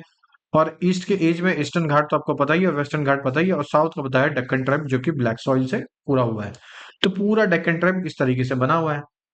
तो वेस्टर्न घाट और ईस्टर्न घाट में जो भी तुलनात्मक विश्लेषण है, इसके ऊपर थोड़ा बात कर लेते हैं। तो अब बात है वेस्टर्न घाट में और ईस्टर्न घाट में फर्क इतना है कि वेस्टर्न जो घाट है ये कंटिन्यूअस रेंज है, और जो ईस्टर्न घाट है वो इरेगुलर और डिसकंटिन्यूअस है। तो लोकेशन कैसा रहता है कि वेस्टर्न घाट में पैरेलल है, मतलब तो जो सतत केवल पर्वतीय वर्षों का कारण, हाँ पैरेलल लाइन है, जो कि वेस्टर्न कोस्ट में है, और stretch Mahanadi valley Mahanadi valley और नीलगिरी हिल्स तक है पूरा ईस्टर्न घाट। एलिवेशन हाइयर साइड में है यहाँ पे, हाईएस्ट है। फिर उसी के साथ में लोअर है यहाँ पे एलिवेशन ईस्टर्न घाट का। फीचर क्या है यहाँ पे, ओरोग्राफिक रेनफॉल होती है, मतलब ये पहाड़ है, पहाड़ के इस साइड रेनफॉल हो रही है, यहाँ पे नहीं हो रही है, रेन शेडो एरिया क्रिएट कर देता है। डिसेंडेड और रेन ड्रेनेज है यहाँ पे बे ऑफ बंगाल की तरफ से, तो यहाँ पे आपको ज्यादातर पठार वठार सॉरी डेल्टा वेल्टा देखने मिल जाएगी। फिर यहाँ पे जो हाईएस्ट पीक है वेस्टर्न घाट में वो है अन्नामुड़ी, और जो ईस्टर्न घाट में वो है महेंद्रगिरी। याद रखिएगा, ऐसे सेम क्वेश्चन पूछ लिया जाता है और फिर हम कंफ्यूज होते हैं। ओके, तो वेस्टर्न घाट में सबसे हाईएस्ट पीक कौन सी है, अन्नामुड़ी। ईस्टर्न घाट में सबसे हाईएस्ट पीक कौन सी है, महेंद्रगिरी। दिख गया ये? शायद से मैप थोड़ा बड़ा करूँ, नहीं दिखेगा नहीं, मगर हाँ ठीक है, ऐसे ही है। ओके, सब में समझ में आ गया। तो यूपीएससी में जीएस मेंस में एक बार पूछा भी गया है ये क्वेश्चन, तो उसके हिसाब से बता दिया गया है। इंडियन डेजर्ट और कोस्टल प्लेन के ऊपर जाने से पहले मैं थोड़ा सा चीजें आपको कुछ क्लियर कर देता हूँ। ये हमारे इंडिया का नीचे का पार्ट है, सॉरी, है ना। अब इस इंडिया में ये जो पूरा पार्ट है, मैं ये मानता हूँ, छोटा कर देता हूँ थोड़ा। ये हमारे इंडिया का पूरा पार्ट है, और ये हो जाएगा हमारा, ये हमारा पूरा पेनिसुलर प्लेट हुआ है, ब्लैक सॉइल से क्रिएट हुआ है। ये वेस्टर्न घाट है, ये ईस्टर्न घाट है। तो वेस्टर्न घाट में सबसे जो ऊंची पीक है वो अन्नामुड़ी है, यहाँ पे महेंद्रगिरी है। ये आपको समझ में आ गया इतना तो। नर्मदा रिवर आपको यहाँ पे दिख ही रही है, उसके ऊपर यहाँ पे अरावली रेंज है, और फिर यहाँ पे क्या है, विंध्या रेंज है, आपको ये पता चल जा रहा है। अब इसी और यहाँ पे नॉर्थ ईस्ट में आपको क्या मिलते हैं, गारो खासी जयंती है, जैसे कि आपने देखा था, मैंने बताया भी था। अब ये दोनों के बीच में एक रिफ्ट क्रिएट हुई है, जिसमें गंगा नदी और ये आके ब्रह्मपुत्र आके मिलती है, पद्मा रिवर बन जाती है, और जो कि वेस्ट बंगाल में पूरी बह के निकल जाती है, और जहाँ पे वो बनाती है सुंदरी वन, जिसको हम सुंदरवन डेल्टा के नाम से भी फेमस है, और सुंदरी पेड़ वहां पे मिलता है, इसलिए उसका नाम सुंदरवन रखा गया है। ठीक है, इतनी चीजें तो आपको समझ में आ गई, पूरा एक एक स्ट्रक्चर तो दिमाग में क्लियर हो गया कि हाँ, नॉर्थ इंडिया कैसा था, साउथ इंडिया कैसा है, सेंट्रल प्लेन कैसे क्रिएट हुआ। अब आपके दिमाग में ये होलसम पूरा आइडिया क्रिएट हो गया है। तो आगे बढ़ जाते हैं, इसके बाद में इंडियन डेजर्ट और कोस्टल प्लेन के बारे में थोड़ा बात कर लेते हैं। भारतीय मरुस्थल थार जो है, तो थार डेजर्ट के बारे में, इसका लोकेशन कहाँ पे, वेस्टर्न मार्जिन में है। फीचर के यहाँ पे उदयगिरी स्टडी प्लेन्स के थ्रू पे पता चला है कि ये अराइड क्लाइमेट है, और यहाँ पे लो रेनफॉल का होने का मतलब है 150 मिलीमीटर के नीचे बारिश हो रही है। अब यहाँ पे एक रिवर है लूनी। अब लूनी रिवर का मतलब क्या चल, अब मैं जहां तक जानता हूँ, नून बोलते हैं हमारे गांव में नमक को, वहीं पे कुछ राजस्थान में, और जैसे कि हमारा गुजरात है, वहां पे लून बोला था, लून का मतलब होता है नमकीन। तो नमकीन पानी, तो लूनी रिवर मतलब नमकीन पानी। अब नमकीन पानी क्यों यहाँ पे बन जाता है, बारिश कम होने की वजह से। एक वाटर है, उस वाटर में, हर एक वाटर में एक पीएच वैल्यू होती है। जब उस पीएच वैल्यू धीरे धीरे घटने लगती है, तो लूनी रिवर क्या हो जाती है बहुत बार, कि उसके स्टार्टिंग में तो मीठी रहती है, जैसे जैसे समुद्र के पास पहुंचने लगती है, वो खारी होती जाती है। क्यों? क्योंकि पहाड़ से आ रही है, सूखते हुए आ रही है, कुछ ना कुछ भाग छूटते हुए आ रहा है, तो वो खारा होते जाता है, तो इसलिए इसका नाम लूनी रिवर रख दिया गया था। ओके, फिर यहाँ पे ड्यून्स क्रिएट होता है बार चांस का। तो जो बताया आपको, जो अगर दो माउंटेन के बीच से जा रही है, तो ये हो गई। द कोस्टल प्लेन के हिसाब से क्या है, वेस्टर्न कोस्ट क्या है, नैरो प्लेन है। फिर सेक्शन यहाँ पे कौन सा है, कोकन है, पहला आएगा, मुंबई गोवा के बीच में। फिर कन्नड़ प्लेन, फिर कन्नाडा प्लेन है, फिर मालाबार कोस्ट है। ओके, ईस्टर्न साइड में वाइड एंड लेवल प्लेन है, क्योंकि वहां पे डेल्टा क्रिएट हो रही है। क्यों डेल्टा क्रिएट हो रही है, कि मोर देन 60 to 70% जो इंडिया की रिवर, जो पेरेनियल रिवर है, वो वेस्टर्न फ्लो में निकल जा रही है, चाहे वो गोदावरी हो, चाहे वो कृष्णा हो। ओके, तो जिसके वजह से जब वो निकलती है, तो अब जब हम रिवर का चैप्टर पढ़ेंगे, तो मैं उसमें बताऊंगा कि डेल्टा कैसे फॉर्म होता है। उस टाइम के लिए इसको छोड़ के रखिए, बहुत अच्छे से उस टाइम पे वहां पे कनेक्ट भी हो जाएगा। ओके, तो वेस्टर्न क्या है, एक तो नैरो है। ईस्टर्न क्या है, वाइड है मगर लेवल पे है। तो यहाँ पे कौन कौन से सेक्शन में है, एक तो है कोकन है, फिर कन्नड़ा है, फिर मलाबार है, और वहीं पे ईस्टर्न में क्या है, नॉर्दर्न सर्कर है, फिर कोरोमंडल कोस्टल है। बस इतना ही है, प्रीलिम में ऐसे ही करके क्वेश्चन पूछा भी जाता है। ओके, तो पश्चिमी तट पर तो कोकण है, गोवा में कन्नड़ है, और मैंगलोर और कन्याकुमारी के बीच में मालाबार है। ये देखिए डायग्राम के थ्रू पे भी समझा दिया गया है। अब द्वीप समूह, लक्षद्वीप और अंडमान निकोबार के बारे में बात करेंगे, island, the group of islands के ऊपर। तो लक्षद्वीप आइलैंड जो है, यहाँ पे लोकेशन अंडमान सी में है, तो मालाबार कोस्ट के एकदम पास में है, और कंपोज्ड हुआ स्मॉल कोरल आइलैंड है। आपको याद रखना पड़ेगा, ये कोरल से बना है, तो केरल से अलग होके नहीं बना है। वहां पे और केरल की एक क्लाइमेट कंडीशन देखोगे और ऐसे ज्योग्राफिकल पोजीशन देखोगे तो वो इक्वेटर के काफी पास में दिखेगा ना। तो अब 8 डिग्री के आसपास आपको पड़ रहा है वो। इक्वेटर से पास होने की वजह से वहां पे वेजिटेशन काफी अच्छी है साउथ इंडिया में। तो वेजिटेशन सिर्फ उतनी ही बेल्ट में नहीं, हर बेल्ट में अच्छी है। अब बहुत पहले एंशियंट एक्टिविटी की वजह से कोरल रीफ, कोरल चीजें क्रिएट हुई थी, जिसके थ्रू पे एक कोरल आइलैंड बना था जिसका नाम है लक्षद्वीप। तो छोटे छोटे पैच में हर कोरल आइलैंड पे बनी हुई है। ज्यादातर यहाँ पे जो पॉपुलेशन है वो मुस्लिम पॉपुलेशन है। ओके, लक्षद्वीप पे। और वेल एजुकेटेड लोग भी है वहां पे। तो जो हमारा एक आइलैंड है कावती आइलैंड, ये वहाँ का एडमिनिस्ट्रेटिव हेड है। तो एडमिनिस्ट्रेटिव जो हेडक्वार्टर है वहाँ का वो है कावारत्ती आइलैंड। याद रखिएगा, ऐसे क्वेश्चन पूछ लिया जाता है। Pitti island has a bird sanctuary. तो पिट्टी आइलैंड या पिट्टी बर्ड सेंचुरी नेशनल पार्क बोल सकते हो आप, वो वहीं पे है।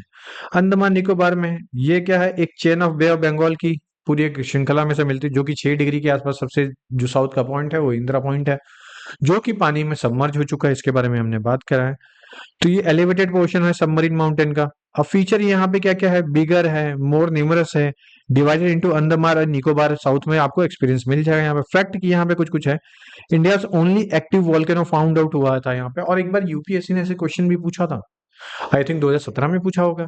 2017 नहीं, 2018 या 2017 ऐसे कहीं कोई तो ईयर में पूछा था। उसमें एक ऑप्शन दे दिया था कि इंडिया में अभी भी स्टिल कहीं पे एक्टिव वोल्केनो है कि नहीं है। तो बैरल आइलैंड था। तो वो एज ए ईस्ट में पड़ता था और एक्टिव है वो, लेकिन 1991 के बाद से कभी वो फूटा नहीं है। इस तरीके से आप याद जरूर रखिएगा, ऐसे क्वेश्चन पूछे जाते हैं। कुछ फैक्ट्स है अंडमान निकोबार और ये सब कुछ के ऊपर है। ये रहा, देख सकते हो आप, बहुत अच्छे से समझाया भी गया है।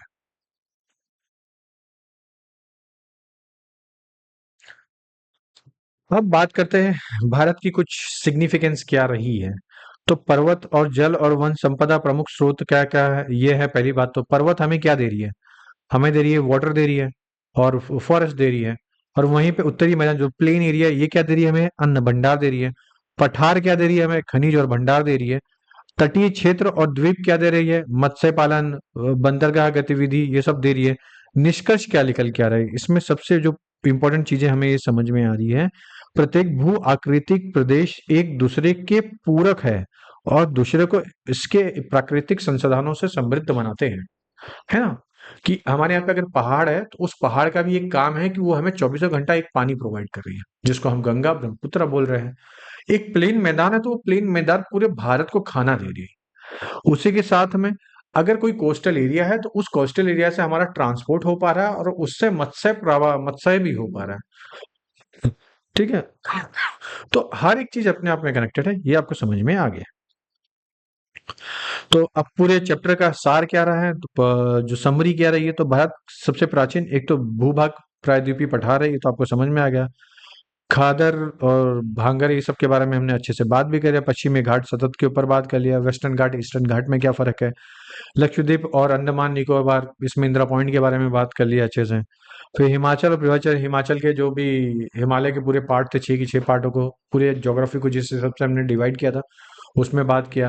कैसे वेस्ट में ब्रॉड था, ईस्ट में आता तो वो छोटा हो गया, मगर ईस्ट में माउंटेन एरिया भी काफी अच्छी है, जो वहां पे आपको बहुत अच्छे अच्छे सॉइल मिल रहे हैं, सेडिमेंटरी मिल रहे हैं। फिर प्लेन के बारे में बात की है। उधर प्लेन में मैंने जैसे आपको बताया भागर खादर भागर भाभर तराई भांगर, फिर उसके बाद खादर जैसी चीजें आई है। कंकड़ जैसी चीजें आपको अलिवियन सॉइल के अंदर मिल जा रही है, जो हमारे गांव में जिसको गिट्टी के नाम से भी पहचाना जाता है। आप देख सकते हो कैल्शियम एक्लूमेटेड होकर इतनी छोटी सी पत्थर बन जाती है। ये सब चीजों के ऊपर बात की है। फिर पेनिसुला में हम बात की कि कैसे नॉर्थ इंडिया में नॉर्थ तक कैसे एक्सटेंड हुआ है, कि नर्मदा तक है, फिर विंध्या रेंज तक है, फिर नॉर्थ ईस्ट में कैसे कहा, फिर हमने एक रिफ्ट के बाद जो हमारे गारो खासी गैंती है वहां तक पूरी फैली हुई थी। अरावली हिल तक पूरी नॉर्थ तक गई है। साउथ में भी हमने बात किया, वेस्टर्न और ईस्टर्न घाट के बारे में बात किया कि वेस्टर्न घाट में अन्नामुड़ी है जो सबसे ऊंची पीक है। फिर ईस्टर्न घाट में महेंद्रगिरी के ऊपर बात की है। तो वेस्टर्न घाट की जो अन्नामुड़ी है वो 2135 33 किलोमीटर के आसपास है, 1500 किलोमीटर के आसपास हमारी महेंद्रगिरी है, तो इसके बारे में बात किया। फिर लक्षद्वीप के बारे में बात किया, अंडमान निकोबार की बात किया। लक्षद्वीप में मैंने ये बात किया कि कोरल रीफ से या कोरल आइलैंड बने हैं पूरा, तो कोरल की एक्टिविटी से बना है। क्यों? क्योंकि वो एक इक्वेटर के सबसे पास वाली कंट्री है। इसी के साथ में हमने बात किया था कि अंडमान निकोबार के बारे में, जो उसका सदर्न मोस्ट पॉइंट है, इंदिरा पॉइंट है, जो कि पानी में सबमर्ज हो चुका है। बैरल आइलैंड वहाँ की एक्टिव वोल्केनो साइट है, जो कि 1991 से डीएक्टिवेट हुई पड़ी है, मगर स्टिल उसको एक्टिव वोल्केनो का स्टेटस दिया गया है। तो ये हमने पूरा एक ज्योग्राफिकल पर्सपेक्टिव से पूरा अच्छे से पढ़ लिया। अभी तक हमने लैटिट्यूड, लैंगिट्यूड, फिर उसके बाद अच्छा ज्योग्राफिकल पोजीशन, इंडिया का पोजीशन क्या है, इंडिया कितने किलोमीटर है नॉर्थ टू साउथ में, और वेस्ट टू ईस्ट में कितने हैं, कौन सी डायरेक्शन कितने ऊपर है, इतनी चीजों के ऊपर हमने बात बहुत डिटेल में की है ना। तो ये सब चीजें आपको यहाँ पे दिख भी रही है, मैप के थ्रू पे बताई भी गई है। प्लीज प्लीज प्लीज इसको देखिएगा। ये सब कुछ ऐसे कीवर्ड्स होते हैं जो एग्जाम में हमेशा पूछ लिए जाते हैं और हम इनको इग्नोर करके जाते हैं, और जब एग्जाम में आता है तो हम चकरा से जाते हैं। तो वो चकराना ना हो, इसी के लिए बताया भी जा रहा है ना। अब एक लास्ट जो मैं 5 मोस्ट इंपोर्टेंट प्रीलिम्स फैक्ट जो है मैं आपको ये पहले बता देता हूँ, जो कि दोनों में आपको देखने मिल जाएंगे, कोई ऐसा नहीं है कि मैं कुछ अलग से बता रहा हूँ। पहला है 5 मोस्ट इंपोर्टेंट प्रीलिम। तो Himalaya the regional division of demarcated in the Sutlej है, जो कि पंजाब है। सतलज काली है, कुन्नाऊ है, काली तीस्ता है, नेपाल है, तीस्ता दिहांग है, जो कि आसाम है। प्लेन एरिया में नॉर्दर्न प्लेन, सेल्फ रिवर, डिस्पियर है, फिर तराई रीजन है, बागर है, बताया था खादर है, ये सब आपको मिल जाएगा।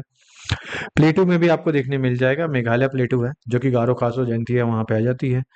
फिर पेनिनसुलर प्लेटू के बारे में हम सेपरेटली बात भी करेंगे, और वैसे भी जब हम जैसे जैसे लेवल पे बढ़ेंगे इसके बारे में और डिटेल में बात करेंगे। लेकिन मैंने अभी जितना बताया वो बहुत अच्छा चीजें बताई है, ये आप भी मानोगे। क्यों? क्योंकि मेन से कुछ क्वेश्चन है जो आपके सामने है, आप बस इसको सोचिएगा जरूर।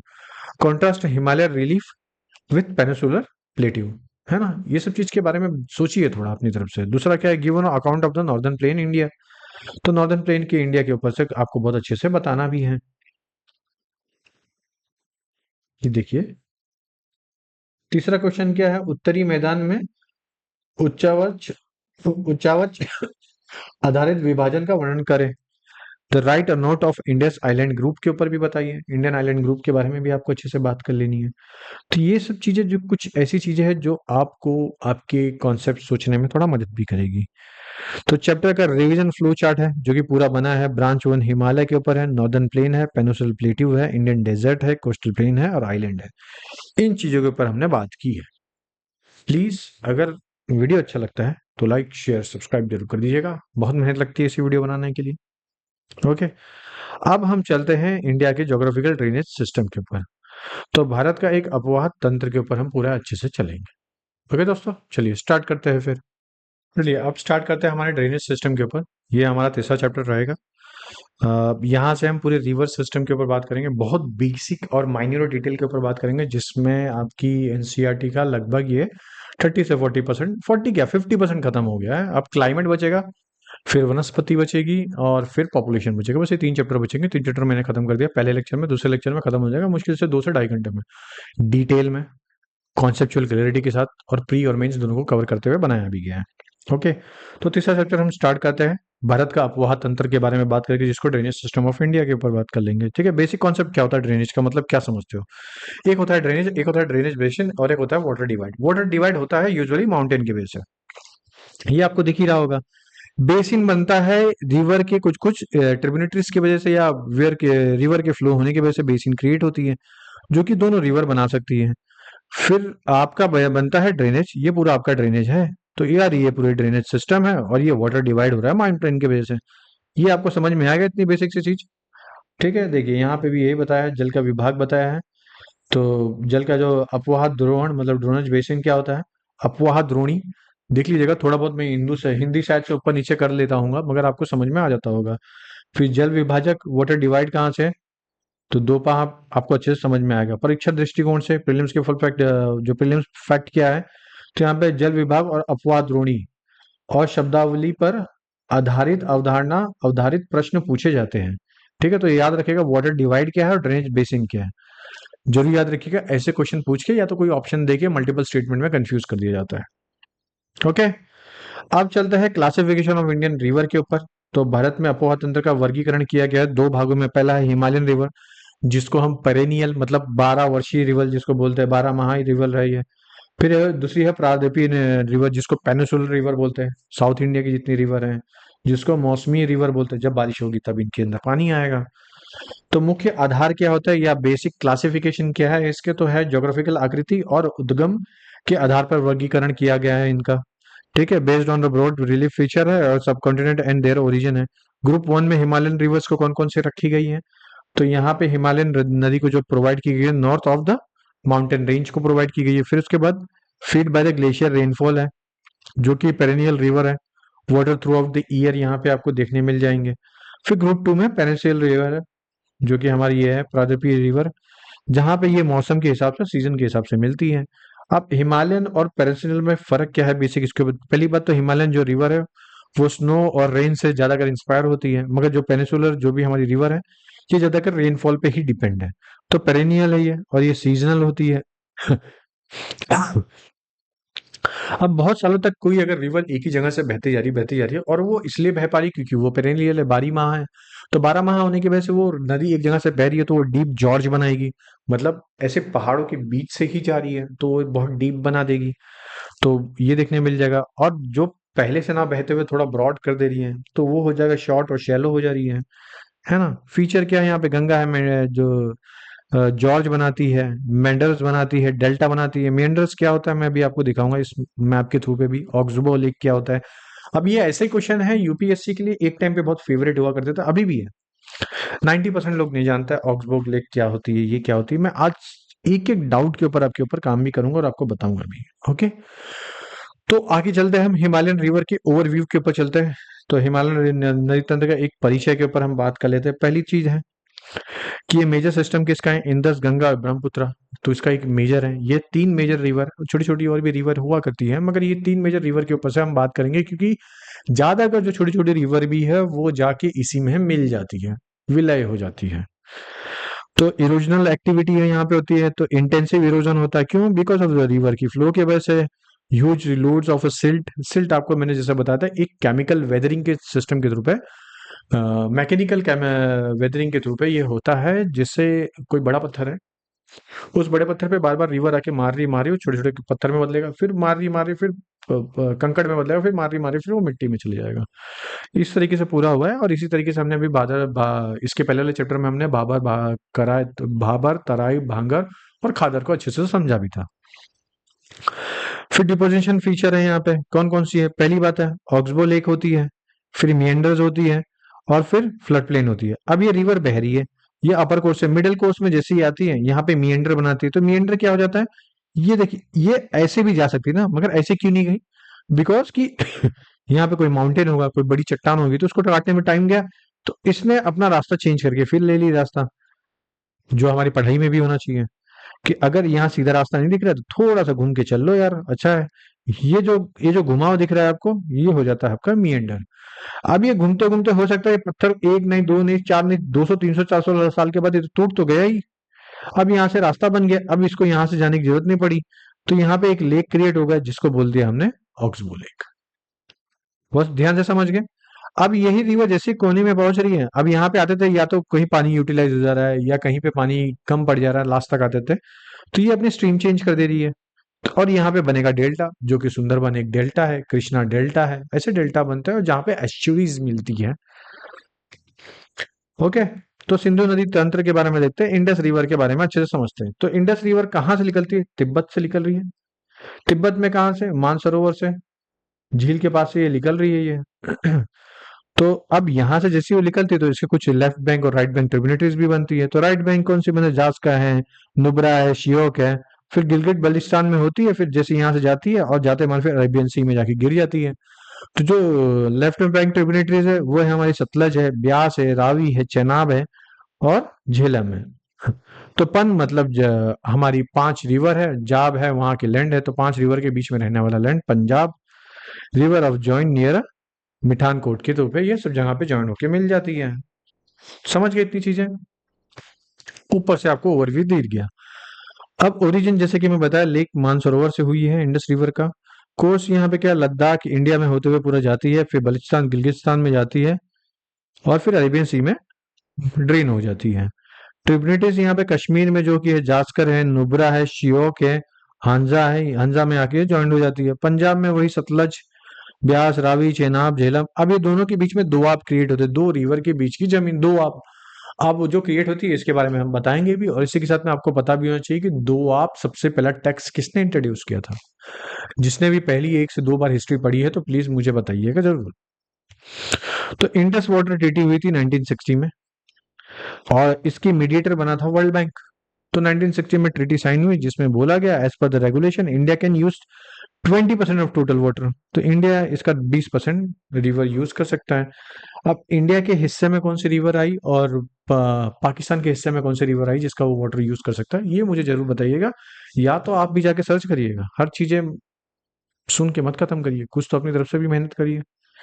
और चेनाब के ऊपर से एक बार क्वेश्चन भी आया था कि which one is the longest river of Indus river. तो longest tributary of Indus river, तो ऐसे करके क्वेश्चन पूछा था, और वो क्वेश्चन का आंसर आपको यहाँ से भी मिल सकता है। चलिए, गंगा नदी के तंत्र के बारे में, उद्गम और प्रयाग के बारे में थोड़ा बात कर लेंगे, फॉर्मेशन के ऊपर भी। तो गंगोत्री से निकल रही है, सतोपंथ हिमालय सबको सबको पता होगा। यहाँ से गंगोत्री से भागीरथी आई, यहाँ से अलकनंदा आई। सतोपंथ हिमालय से दोनों आके मिल गए देव प्रयाग में, जो कि संगम है, और यहाँ से हमने बन गई गंगा, है ना। गंगोत्री ग्लेशियर और अदर ग्लेशियर जो कि है सतपुत हिमालय है, यहाँ पे आके मिल गए, फिर गंगा यहाँ पे क्रिएट हो गई, फिर गंगा बहने लगी, हरिद्वार के मैदान में आएगी, प्रवेश कर ली, तो गंगा यहाँ पे आके बड़ी हो गई। इतना तो समझ में आ ही गया। तो जो है हेड वाटर्स है, Bhagirathi is feed by the Gangotri glacier है, फिर सेकंड स्ट्रीम यहाँ पे अलकनंदा है, फिर कन्फ्लुएंस होती है भागीरथी, फिर जाके जहाँ पे मिलती है भागीरथी वो है देवप्रयाग, फिर एंटर कर जाती है गंगा। अब इसके बारे में हम देवप्रयाग, कर्ण प्रयाग, विष्णु प्रयाग, इसके बारे में हम धीरे धीरे बात करेंगे, एक साथ में नहीं बात करेंगे। क्यों नहीं करेंगे? क्योंकि आगे वाली एनसीईआरटी में आएगा ये, अभी मेरा बता के कोई मकसद भी नहीं रहेगा और मतलब भी नहीं है। पहली बात तो मतलब ही नहीं है। तो गंगा सिस्टम और ट्रिब्यूटरीज और कोर्सेस के बारे में बात करेंगे। लेफ्ट बैंक ट्रिब्यूटरीज कौन सी है? यमुना है, घाघर है, गंडक है और कोसी है, फ्रॉम द हिमालय पर्सपेक्टिव से। राइट बैंक पेनिसुलर अपलैंड कौन से है? चंबल है, बेतवा है, सन है। ओके, शायद से थोड़ा सा गलत हुआ है। देखिए, राइट बैंक है, यमुना है, सोन है। सबसे बड़ी सहायक नदी कौन सी है गंगा की? यमुना है। फिर लेफ्ट में घाघर है, गंडक है, कोशी है, ये सब आपको दिख जाएगी। नहीं, बराबर है। यमुना यहाँ पे लिख के बस थोड़ा गलत कर दिया था, बाकी सब बराबर था। कोर्स यहाँ पे क्या है? फ्लो ईस्टवर्ड है, लाइक फराका है वेस्ट बंगाल में। Northern most point of the Ganga delta है फराका। फिर बाइफर्केशन हो जाता है एट फराका, स्प्लिट हो जाती है भागीरथी और हुगली के बीच में, तो जैसे वेस्ट बंगाल में एंट्री करती है, and then maintain the Bangladesh, फिर पद्मा बन जाती है, और फिर मेघना हो जाती है। या तो डेल्टा यहाँ पे सुंदरबन डेल्टा बनाती है, मैंने आपको बताया। तो ये लेफ्ट बैंक ट्रिब्यूटरीज आपको दिख रहा है, और ये राइट बैंक है, तो राइट बैंक में यमुना, चंबल, बेतवा, सान है। लेफ्ट बैंक में कौन सी है? घाघर, गंडक, कोसी है। बहुत बार बहुत सारी हिमालय से आके मिलती है, जैसे यमुना यमुनोत्री ग्लेशियर से आती है ना। तो सबको अच्छे से याद करिएगा, ऐसे क्वेश्चन पूछ लिया जाता है। फिर हम चलते हैं ब्रह्मपुत्र नदी के ऊपर, इसके पूरे तंत्र के ऊपर। तो ओरिजिन इसका कहाँ से है? तो मानसरोवर लेक से ये भी है, मानसरोवर लेक से इसको भी मान लिया जा रहा है। ठीक है, इंडस और सतलज दोनों का सोर्स एक ही है। फ्लो हो रही है ईस्टर्न साइड में और यू टर्न करती है। आपको इंडिया का मैप यहाँ पे ये रहा है, देखिए, ऐसा करके यू टर्न करके आके एंट्री मार रही है। ओके, इतना समझ में आ गया आपको। और फिर उसके बाद यू टर्न करते मान एट नामचा बारवा पर्वत है, उससे टकरा के फिर यू टर्न लेती, जैसे कि मैंने बताया एक मियंडर की तरह ये फॉर्म हो रही है। ये आपको समझना, ईस्ट और इंडियन अरुणाचल प्रदेश में हो गया। फिर डिफरेंट नेम से बोला जाता है अरुणाचल प्रदेश में भी, जैसे तिब्बत में इसको जांगपो बोला जाता है, अरुणाचल प्रदेश में दिहांग बोला जाता है, ब्रह्मपुत्र आसाम में बोला जाता है, और जमुना बांग्लादेश में बोला जाता है। जमुना, जमुना संस्कृति, ठीक है, तिब्बत से आई, यूटर्न ली, अरुणाचल प्रदेश में आई, फिर आसाम में एंट्री मारी, फिर बांग्लादेश में आके जमुना बोल दिया गया। ऐसे क्रोनोलॉजी में इसके नाम भी याद रखिएगा, जरूर पूछा जा सकता है। फीचर क्या है? In India carry a large volume of the water and silt. Silt मैंने अभी आपको समझाया था, formation of a buried channel है। ये सब मैंने आपको बहुत अच्छे से समझा भी दिया। अब पेनिसुलर रिवर के ओवरव्यू ले लेते हैं, थोड़ा इसको भी प्रायद्वीपीय नदी के तंत्र पर परिचर्चा कर लेते हैं कि वो क्या क्या होती है और क्या है इसमें। पेनिसुलर रिवर का सबसे अच्छी बात है कि ये दो जगह से गिरा है, पहला एक अरेबियन सी, दूसरा है बे ऑफ बंगाल। अब बे ऑफ बंगाल में ज्यादातर रिवर आपको गिरते हुए दिखेगी as compare to perennial seas है, मतलब हमारे वेस्टर्न घाट से। अब जो ईस्टर्न घाट में जितनी भी गिरती है नदी ज्यादातर वो क्या बनाती है, डेल्टा बनाती है, जो कि आपको दिख रहा है, मियंडर भी बनाएगी, ऑक्सबो लेक भी बनाएगी। इसलिए आपको बहुत सारे लेक वेस्टर्न ईस्टर्न घाट में देखने में मिल जाएंगे, जिसके बारे में हम धीरे धीरे बात करते हुए चलेंगे। ओके। चलिए फिर बात करते हैं, वाटर डिवाइड होता है वेस्टर्न घाट में और ईस्टर्न घाट में। अब ईस्टर्न घाट फ्लोइंग रिवर कौन कौन सी है, महानदी है, गोदावरी है। एक मिनट दोस्तों, तो अभी आपको ये समझ में आ गया, तो कौन कौन सी है वेस्टर्न घाट और ईस्टर्न घाट में बहने वाली। तो ईस्टर्न घाट की तरफ आप देखिए, अभी डेल्टा जैसे फॉर्म हो। ठीक है। डेल्टा फॉर्म होने का सबसे बड़ा एक वजह भी बोल सकते हो, पर एक अच्छा एक रीजन भी है कि डेल्टा का जो फॉर्मेशन होता है वो काफी अच्छा हो जाता है और उससे काफी मदद भी मिल जाती है। तो तो ईस्टर्न फ्लोइंग जो रिवर है वो है हमारी Mahanadi, Godavari, Krishna, Kaveri. They drain to way bay of Bengal में बह जा रही है। फिर वेस्टर्न फ्लोइंग में कौन सी है, नर्मदा है, तापी है। तो ओनली लॉन्ग रिवर है ये, बाकी सब तो छोटी छोटी है, छोटी छोटी दो तीन चार पांच रिवर है जिसको आप देख सकते हैं मैप के थ्रू पे। डेल्टा फॉर्मेशन हो रही है यहाँ पे, आपको दिख रहा है मैप के थ्रू पे, ये है हमारा ईस्टर्न घाट, वेस्टर्न घाट। और यहाँ पे नर्मदा आपको देते हुए देखिए। एस्चुरीज बहुत रेयर जगह मिलती है, जैसे गुजरात में बन जाएगी, मुंबई में है मगर बहुत कम है। ठीक है। चलिए वेस्ट फ्लोइंग रिवर नर्मदा और तापी के ऊपर थोड़ा बात कर लेते हैं। हम्म। चलिए, अब वेस्ट फ्लोइंग जो रिवर है, कॉमन फीचर क्या है यहाँ पे, एक तो रिफ्ट वैली में जाएगी, ऑब्वियसली पहाड़ के पहाड़ को तोड़ते हुए जा रही है, क्यों, क्योंकि वेस्टर्न घाट एक क्या है, कंटिन्यूअस रेंज है।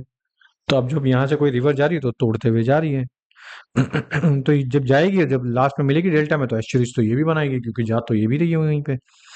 तापी बेसिन में सतपुरा रेंज से होती जाती है, बैतूल डिस्ट्रिक्ट ऑफ मध्य प्रदेश से। ठीक है। फ्लो कहाँ पे, ये flow at a rift valley of a parallel to the Narmada, but shorter in the length, ज्यादा बड़ी नहीं होती एज कम्पेयर टू नर्मदा से, जितनी बड़ी तो नहीं होती है मगर होती है। फिर मेजर ईस्ट फ्लोइंग रिवर के बारे में हम थोड़ा देख लेते हैं। गोदावरी सबसे बड़ी प्रायद्वीपीय नदी है, दक्षिणी गंगा के नाम से बोली जाती है। कौन सी है, गोदावरी गंगा, गोदावरी गंगा, दक्षिण गंगा। एक होती है बूढ़ी गंगा, इसके बारे में जरूर मुझे बताइएगा। फिर है महानदी, जो कि छत्तीसगढ़ की उच्च भूमि से होते हुए जाती है ये, हाईलैंड से निकलती है। फिर लंबाई इसकी 860 किलोमीटर है। ओके। फिर है कृष्णा रिवर, इसकी भी लंबाई बहुत है, महाबलेश्वर जैसे रीजन से निकलती है। लेंथ क्या है, 1400 किलोमीटर है। Tibet include Tungabhadra river. फिर उसके बाद मूसी है, भीमा है, ये सब रिवर है। और तुंगभद्रा रिवर के पास कौन सी एम्पायर निकली थी, कृष्णा डायनेस्टी, सबको पता है। कौन सी कृष्णा डायनेस्टी भाई, सोचो। कोई एक डायनेस्टी थी जिसके राजा थे देव दाइव राया, कृष्ण देव राया। ओके, याद तो है कुछ लोगों को। कावेरी के ऊपर चलते हैं। ये राइज क्या क्या था, ब्रह्मगिरी रेंज थी, जो कि वेस्टर्न घाट में, वहां से पूरी लिख रही है कावेरी, फिर फ्लो होते हुए आ रही है। उसके कुछ फैक्ट्स यहाँ पे देख लीजिएगा। ये था कृष्णा रिवर के बारे में भी। अब कुछ मेजर लेक के बारे में हम बात करते हैं। तो दो तरीके की लेक होते हैं, एक होते हैं नेचुरल, एक होते हैं आर्टिफिशियल। आर्टिफिशियल जैसे कि डैम बन रहा है, रिजर्वायर है, तो उसके बाजू में जैसे कोई क्रिएट हो रहा है, गोविंद सागर डैम है जैसे, है ना, उस गोविंद सागर डैम के बाजू में गोविंद सागर लेक बन गया। अब ये बना एक हमारे आर्टिफिशियल एक्टिविटी की वजह से बना। और कुछ नेचर नेचर के थ्रू पे हो, जैसे वुल्लर है, फिर नैनीताल है, चिल्का है, सांबर है, ये सब कैसे बना, एक तो टेक्टोनिक वेक से जैसे वुल्लर बना है, फिर एक ग्लेशियल से बना है, नैनीताल है हमारा, एक लगून है जो कि चिल्का से बना है, और एक सलाइन वाटर है जो है सांबर। ये सब चीजों से बना है। यहाँ से हम लेक के बारे में थोड़ा और अच्छे से मेजर चीजें जान लेंगे। तो फॉर्मेशन टाइप क्या है, तो टेक्टोनिक की वजह से वुलर लेक बनी, जो कि largest fresh water lake in India है। लार्जेस्ट फ्रेश वाटर लेक कौन सी है, वुलर लेक।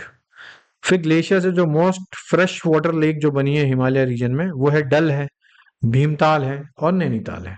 ताल का मतलब ही वही हो जाता है। ठीक है। फिर कोस्टल मतलब लगून से बनी है, जो चिल्का लेक है, जो कि उड़ीसा में है। यहाँ पे पानी ब्रेकिश है, मतलब थोड़ा खारा होता है, क्यों, क्योंकि पानी, समुद्र का पानी भी कभी कभार ब्रेकिश होता है ना, ब्रेकिश वाटर। तो समुद्र का पानी भी यहाँ पे आता है अंदर, तो जिसके वजह से खारा हो जाता है। Pulicat lake, Kolleru lake form by the spits and bar के थ्रू पे। फिर उसके बाद सलाइन वाटर कौन सी है, सांबर, राजस्थान में। It is a water used as a producing salt. तो सांबर की उस वाटर को यूज किया जाता है।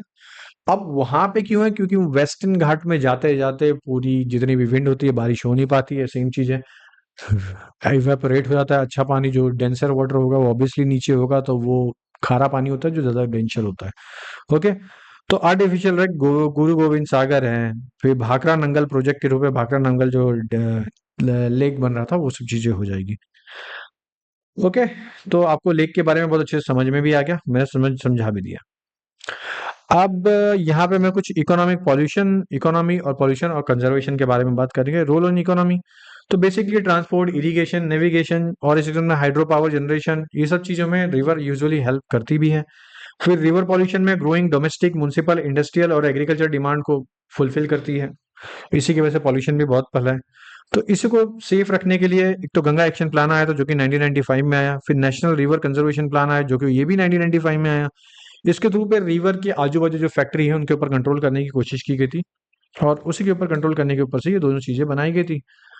फिर जो हमारा गंगा एक्शन प्लान था, फिर उसके बाद आया 2014 में नमामि गंगे प्लान, या सॉरी, नमामि गंगे प्लान। अब नमामि गंगे प्लान 2014 में ये बनाया गया इसके लिए क्योंकि अब हम विलेज के सपोर्ट से किसी रिवर को डेवलप करेंगे, और होने भी लगा वही। इस दृष्टिकोण से इस तरीके से समझ में आता है। तो इकोनॉमिक पॉल्यूशन को रोकने का एक था, तो ग्रोइंग डिमांड डोमेस्टिक इंडस्ट्रीज का हो गया, ड्रेनेज वाटर हो गया, रिड्यूस वॉल्यूम हो गया, अनट्रीटेड सीवरेज, इफेक्टिव और हाई पॉल्यूटेंट लीड ये सब कुछ आने लग गया, रिवर पॉल्यूशन आ गया। तो नीड फॉर एक्शन प्लान बनाने पड़े, तो प्लान बना। ठीक है, अब पीवाईक्यू कनेक्शन ऑफ रिवीजन कैसे करना है। What is the largest river basin in India, which river has the source Amarkantak, ये पता होना चाहिए। विच, मैंने सब यहाँ पे लिखा भी है ऑलरेडी, मेंस के कुछ क्वेश्चन है यहाँ पे, आप इस क्वेश्चन को देखिए समझिए। मैंने एनसीईआरटी पढ़ने का आपका एक तरीका चेंज किया है, ये तो मानते ही हो। चलिए कुछ अंतिम 5 फैक्ट के बारे में अच्छे से जान लेते हैं, फिर इसको यहाँ पे एंड करते हैं, आपके 3 चैप्टर खत्म हो जाएंगे। ओके, तो लार्जेस्ट रिवर बेसिन कौन सी है, सबको पता है गंगा है। लार्जेस्ट पेनिसुलर रिवर गोदावरी है। रिफ्ट वैली सबको पता है। लार्जेस्ट फ्रेश वाटर कौन सी है पता है, ये भी पता है। तो अब बचा है मेन से कुछ उत्तर संरचना आपको पता रहनी चाहिए। हिमालय बनाम प्राद्वीपीय न्यायद्वीप को देखिए, तो हिमालयन रिवर और जो हमारी डेक्कन रिवर, पेनिसुलर रिवर है, उसके बारे में डिफरेंसेस ढूंढिए अपनी तरफ से। दूसरी चीज है कि नदी और प्रदूषण के कारण और साधन को समझिए कि क्या ऐसे रीजन हुए कि प्रदूषण हुए, अब उसके कंट्रोल करने के कौन कौन से तरीके हैं। अब आपको एनसीईआरटी से बाहर होकर भी सोचने हैं, सिर्फ एनसीईआरटी के एग्जाम्पल मत चिपकाइएगा। भारत की अर्थव्यवस्था में नदी का योगदान कैसे रहा ये बताइए। कृषि, ऊर्जा, फिर उसके बाद डैम बना रहे हो आप, और इसी के अंदर परिवहन कैसे हो रहा है, यहाँ पे नेविगेट कैसे हो पा रहा है, इरिगेशन एक्टिविटी कैसे हो पा रही है, तो ये सब चीजें आपको बताना है। ओके, तो ये हमारा पूरा था। अभी चैप्टर खत्म होता है, अब जब फोर्थ, फिफ्थ और सिक्स्थ, ये 3 चैप्टर बचेगा, बहुत क्विकली हो जाएगा। मेरे ख्याल से 1 घंटे में मैंने तीनों चैप्टर अच्छे से आपको समझा दिया है, और 1 घंटा जाएगा मेरे ख्याल से, उसमें 3 चैप्टर खत्म होगा, मतलब 2 घंटे में मैंने आपको एनसीईआरटी पूरी पढ़ के समझा दी है अच्छे से। ओके दोस्तों, प्लीज अगर वीडियो अच्छा लगा तो लाइक शेयर सब्सक्राइब जरूर करिएगा। चलिए, जय हिंद।